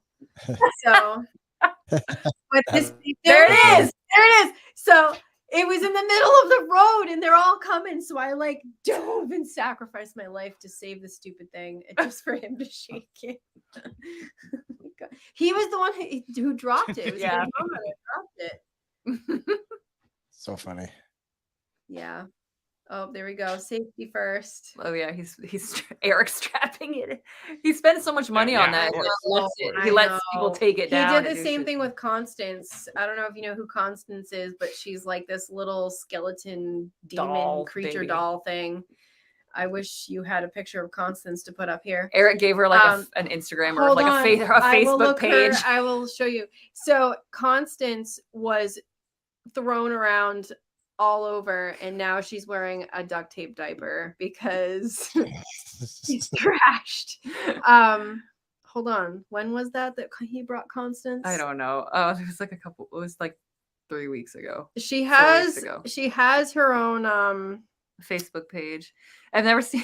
He's so affectionate about these little baby dolls. oh my god, Freaky I'm gonna dolls. find this. Bear with Well, me. like you've got this one that is in the cat mouth. Just a little baby doll. What the hell is that? I haven't even seen that. That's Constance. That creepy. Look at her little face. Look at your face. It's so tiny. I know, isn't she cute? So she's wearing a little duct tape. Nice. But Duct tape time. yeah, oh yeah, because she was used in the races, and I don't know. He has all kinds of crazy stories of the horrible adventures that Constance has endured. So that's going to be that doll in a couple years. Yep. I raced with her a couple times last year. I think I ran up to him and stole her. Like, he was taking a video with her, and I just ran up and stole her while he was doing it. It's pretty funny. We have fun. So well, Susie's not here, so this is her part of the show. So we'll do it quickly with you guys and Dan, because Dan used to run a haunted house as well. I didn't, so I don't really know this as well, but we'll try this.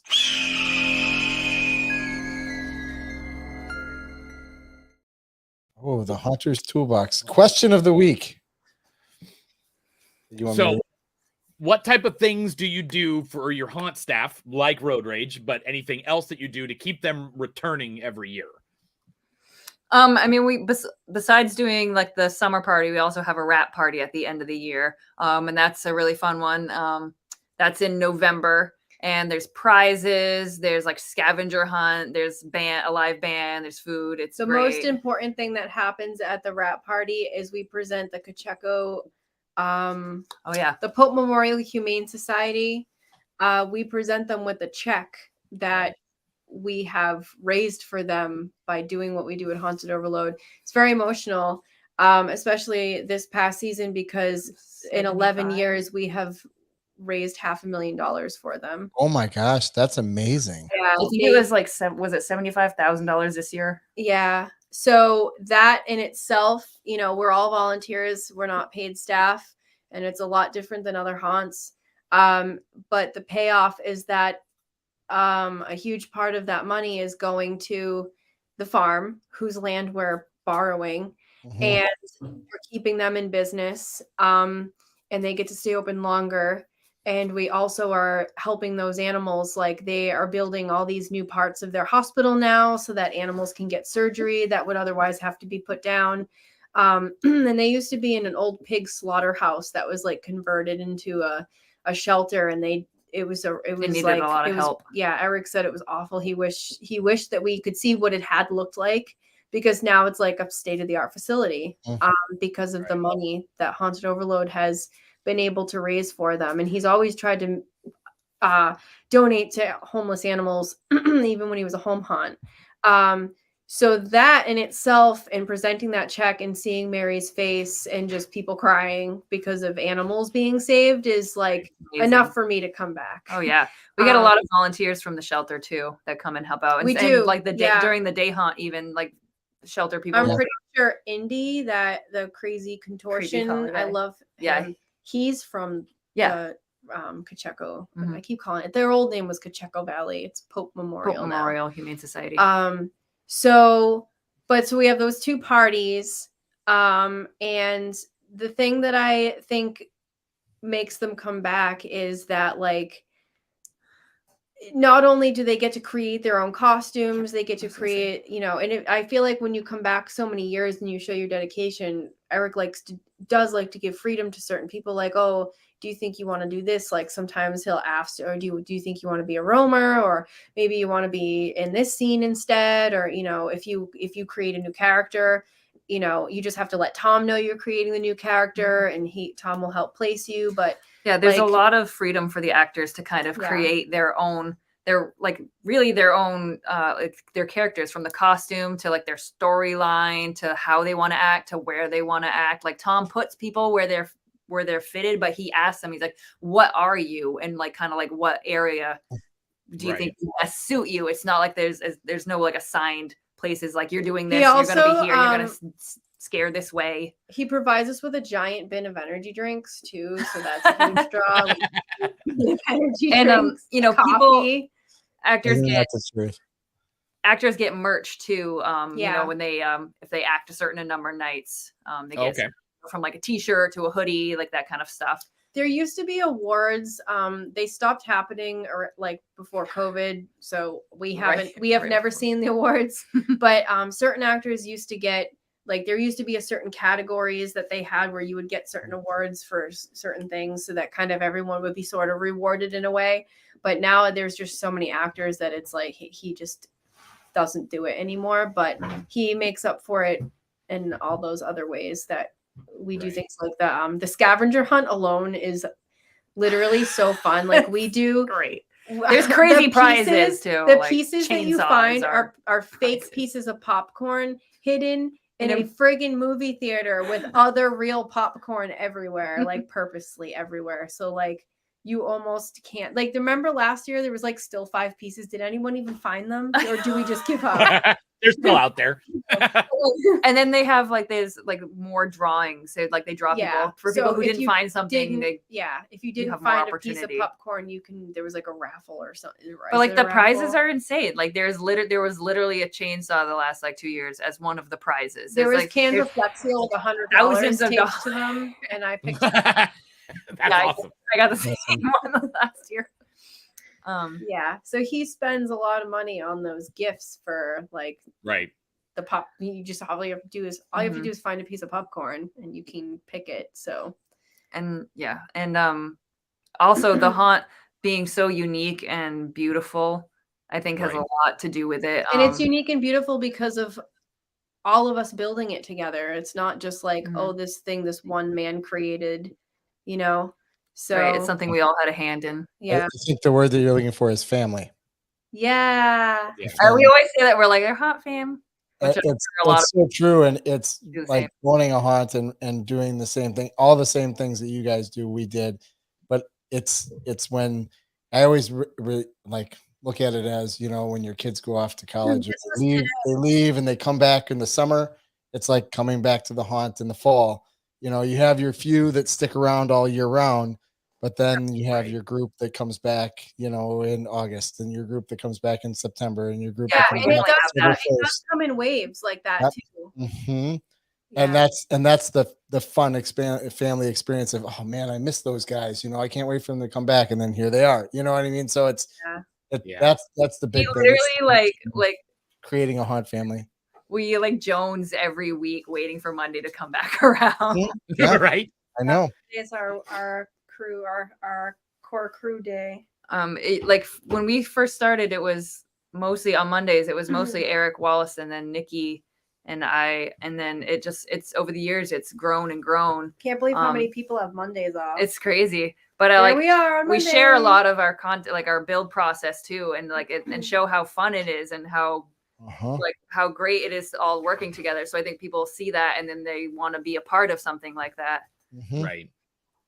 Is there a like a skill that, and either both or you know, or either of you, that you were like, there's no way I can do that. I know that I have no talent in that at all. And then you started here and you learned it and you're like, I love doing that. It's like my new favorite skill. That, like, I say that about all the stuff I make for Halloween. I'm like, I had no idea that I had this energy and this creativity to do this. Is there like one specific thing that you were like, no way?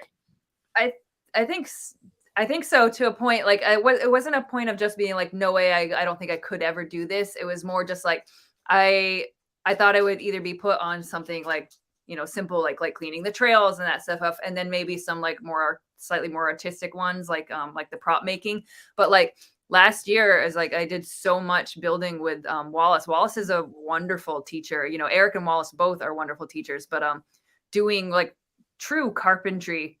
And that's continued. What you know, she's saying is she gets to use a chainsaw in real life and nail gun and like all the, you know, they really teach us how to use these tools and build things and build them well. They're trusting us to pick up, like, some of these tools are pretty serious and these projects are pretty serious, and so is the amount of money that's spent on the lumber. And you can't just, I mean, you can make mistakes, but you can't just be hacking away at stuff and like. So he's really putting a lot of trust in and has a lot of confidence in us. You know, he's been they've been building us up to this point, and like it's really. I think what's happening is getting bigger and bigger projects. One of like these that. days, Eric is going to roll his ankle for real, and then we're going to have to be the new core builders, and Eric is just going to bark orders at us from our crutches. Our only is that we're not strong enough to Eric, lift beams. Literally, we're trying with all of our might. Sometimes two of us, and Eric just pulls it opposite direction against gravity with one arm, like it's a piece of it's. Like it doesn't weigh 3 billion pounds and is pressure treated, and we're like, okay. We learned he whatever. he does pull-ups like what do you say, like 20 a day? I can't or something even do one. I was like, how many pull-ups can you do, Eric? He's like, he literally just said 20. Like he didn't even think about it. I can't even do one. It's like I don't know. He does it because he knows he has to do these things. Yeah. So we get stronger and stronger as the year goes on, but we do. just came out of winter where we weren't building We're big slugs. heavy things, and so we are not strong right now. So we're building back up to it. It's like, we're trying really, really, really hard to do all the same stuff that like even Wallace and Eric are capable of doing, but it's hard because, not to get on the feminist train here, but men are biologically so much stronger, and it's insane how much strength they have. Plus, this is what they've been doing forever, and we are just kind of newbies at it. So, it takes us like twice the time, but it's fine. Yeah, if we work together, we get it done. Yeah, teamwork. Right, but in that aspect, together, get it done. Yeah, I mean, you don't feel like, oh, I have to wait for this to be done by the guys. We can go do it, and we're gonna get it done. And it, like you said, it was the whole teamwork. It doesn't matter who it was done by. It's that it was done. You had fun doing it, and it got done the way that you all wanted it to be done. Yeah, exactly. But there's still some insane stuff that only Eric can do. I know. Maybe someday we'll be there. But who is this kid with the goodies? He just was this today? No, this was last Saturday, I think. Oh, it's bratwurst for Emily. Emily is in the dolls. It's dolls. I thought it was cookies or something. I was jealous. So that lady right there, she is Prudence in the doll house, and she's an angry doll. She's one of the Monday builders. Her and her husband Jeff come and do their own little projects together. So that's why she's all excited about those doll heads. Yeah, she loves dolls. Right. We lost. It's frozen. Troy froze. Crazy. Yeah. Look at Troy. I think. I know, right? I told people in the chat, and I told people online, I said, this is going to go long. So just shut it and just enjoy it. You didn't tell me. You didn't tell me it was going long. How long has it been? Is it 2 hours? 2 hours. Yeah, we're on the edge of wrapping this bad boy up because I got to go to bed. We are because now we can add. We can now all the questions. Lightning round. This is what we did in our seminar. Sean wants to know if you still live an hour and a half away. Yes. And I live an hour and 10 minutes away. Yep. But some people don't even get to be part of this because they live 4 hours away. So at least we don't. Right. I mean, I would still do it's doable. Yeah. Yeah. Being so tough in that New England weather. We're Northerners. We're built hardy. That's right. Yeah.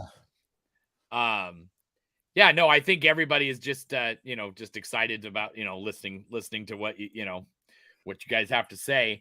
So I think you guys I'm going to show your guys's you've got your schedule already up for 2023.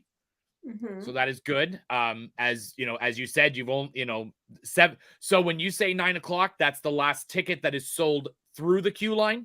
Yep. So that's you're in the queue line. Saturday night, if you buy a 9 o'clock ticket, you could be in line for 2 hours. We're still not leaving till 1 a.m. Right. Okay. Okay. That leads into this question real quickly. That is the last ticket time. Have you ever slept over in the haunt? Yes. I should have stayed with her, but I went home. I'll do it this week. I stayed in our dressing room, and there were some sounds, and it was very cold. And I can imagine. The door locks and yeah. We need to do a summer camp. They used to do they would sleep in tents at the haunt in the summer. So hopefully we'll do that again someday. Like a party. Sleepover. Yeah. And also, you can quickly talk about that you guys are on the legendary Haunt Tour. Yes, this is so exciting. We weren't a part of the last one. I think that was in 2014. Yeah, I think so.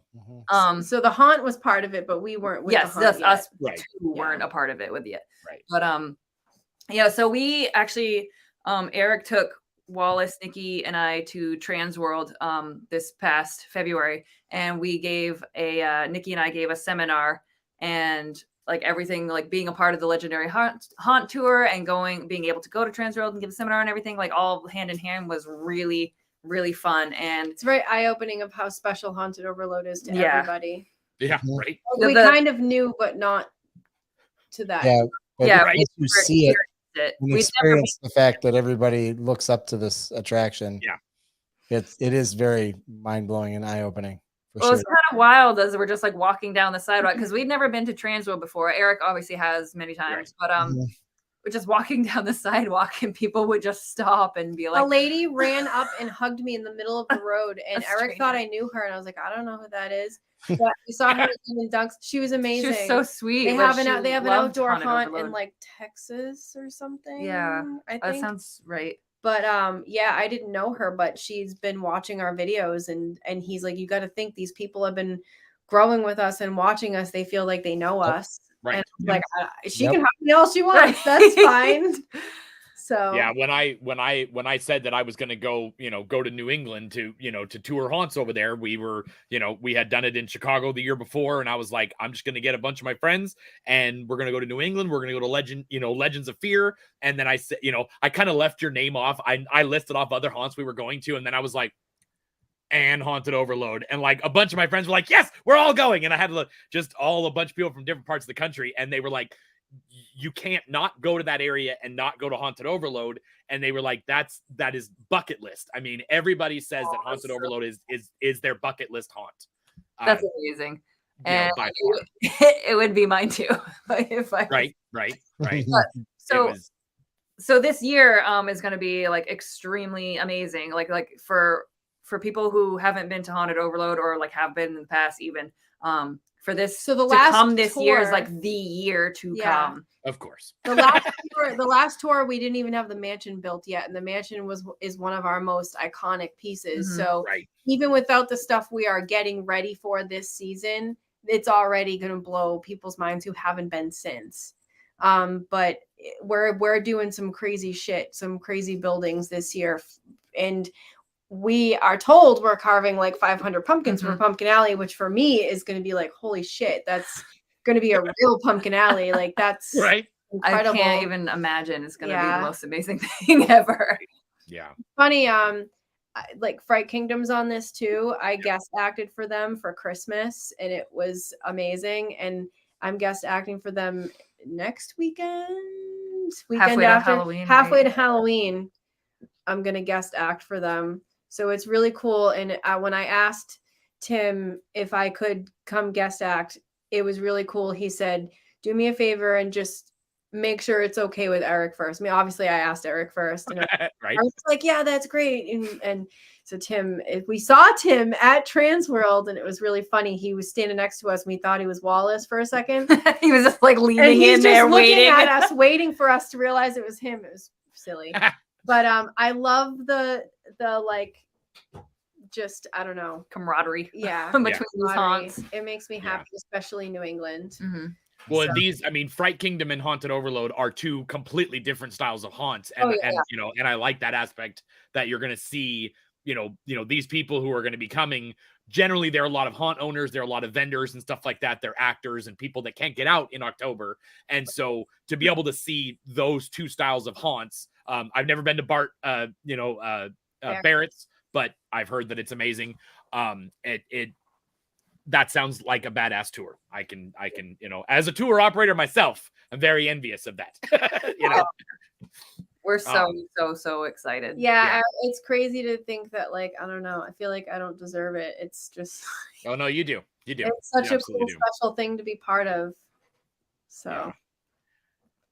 So we have come now to almost the very end where I know we have a lot of almost ends, and it's fun. But we have lots of social media to go over, so I will go over it kind of quickly. Okay. Most of these are in the description of the show you're watching right now, but I will put them up on a separate post as well. Most people probably already are. You've got Haunted Overload on TikTok. That's where I've noticed a lot of your stuff has gone up recently. It's every couple of days something is coming up on that. Eric's very good about that. And he does share it to the Facebook page as well. So if you don't have TikTok, some people don't like it. You can go through that. There's lots of different videos on there as well. So you've got Haunted Overload Facebook, Haunted Overload Instagram. You have Niki's Instagram, and it's lots of awesome animals and metal, which is good. Metal and animals, that's awesome. And Morgan has one as well. This one is for just the haunted house stuff and Halloween stuff for the most part. And that is Dark Hollow Haunt. And then the arts is Dark Hollow Arts, because she is the one who painted some of the new visual stuff for Haunted Overload. So it's fantastic artwork. She is majestic. Look at her go. Majestic. Right? That's awesome. I love that stuff. That is perfect mix. You also have the Haunted Overload Facebook or website. You can actually buy online merchandise. It's a rule of mine that I don't buy anything unless I've been there. And now that I've been there, I can buy more stuff. But if you never think you're going to be able to go, still buy awesome stuff. And they have all their links and socials on the top up there as well. And then they also have their YouTube page as well. So they're very, very much into sharing everything to people. So you have plenty of opportunities to watch their progress from afar. One thing about the merch, the merch store is new on the website this year. It's with another company that we're doing it with, but you can't actually get like the haunt shirts. Unfortunately, you can't get them, I don't believe, through that online merch shop. I think that's just going to be in the merch booth at the haunt. So it's a little sad. Okay, so these are just like generic versions where you guys have new shirts every year that have new logos and stuff, right? Exactly, yeah. Just in case anybody Still got like cool. super excited about that first. Right. Well, I can buy. You gotta come. Right. Yeah, Right. I loved. I mean, that was like, when I saw the merch booth, at the end, I was like, I'll have take my money, take it all. Did we have the new merch booth built at that point? It was last year. Was the last show, the first show. What year did you come? 2021. 21, yeah. Oh no! So we have a brand new merch booth. The now. whole ending is brand new now. Oh, see, I figured. I'm just gonna have to come back. Come back. That's all there is to it. Yep. Definitely. It's already changed so much. If you won't believe it. Right. It's what I figured. It seems like a totally different haunt, but like there's still some of the most iconic parts there, like the big skull and the castle and the mansion, but then there's so many other new sections. It's just you're just like, where'd this all come from? Right. Well, ladies, I really appreciate you coming on. Thank you for having us. Yes, it's been fun. Wait, everybody smile. I'm taking a picture of the screen. My phone's so loud. Shut up. Okay, ready? We're all dumb. Okay. Sean wanted to make sure that we did mention panties. So yes, there it is. Look, and you laughed. You laughed right away. It is impossible not to laugh when you say panties, except for Haunt Scene. Oh, Johnny from Haunt Scene has the ability to not funny say. Is Tom is usually walking around as his clown character with his hillbilly character with a pair of panties, a thong, in fact. He throws them people. He'll fling them at people. Yeah. Yep. Funny. Panties make you smile. That's right. They do. You guys been hanging on this whole time. Right. 2 hours just waiting to say it. He was He's like, nobody said it. Nobody said it yet. Nobody said it. He's gonna get it.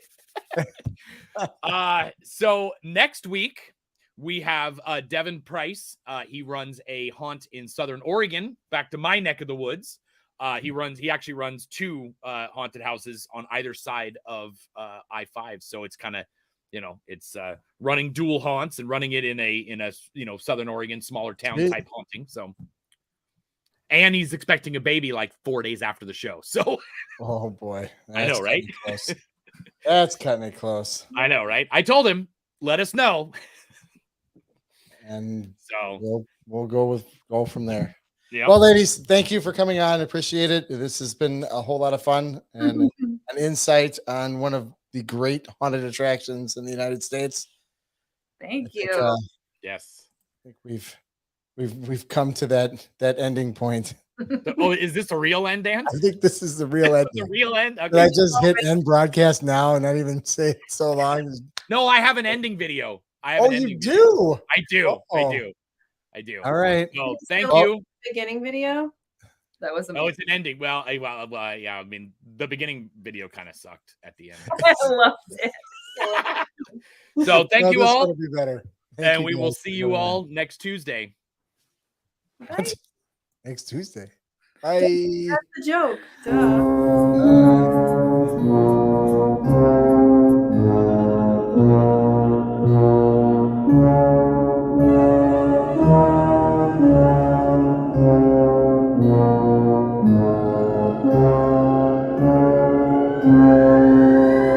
Thank you.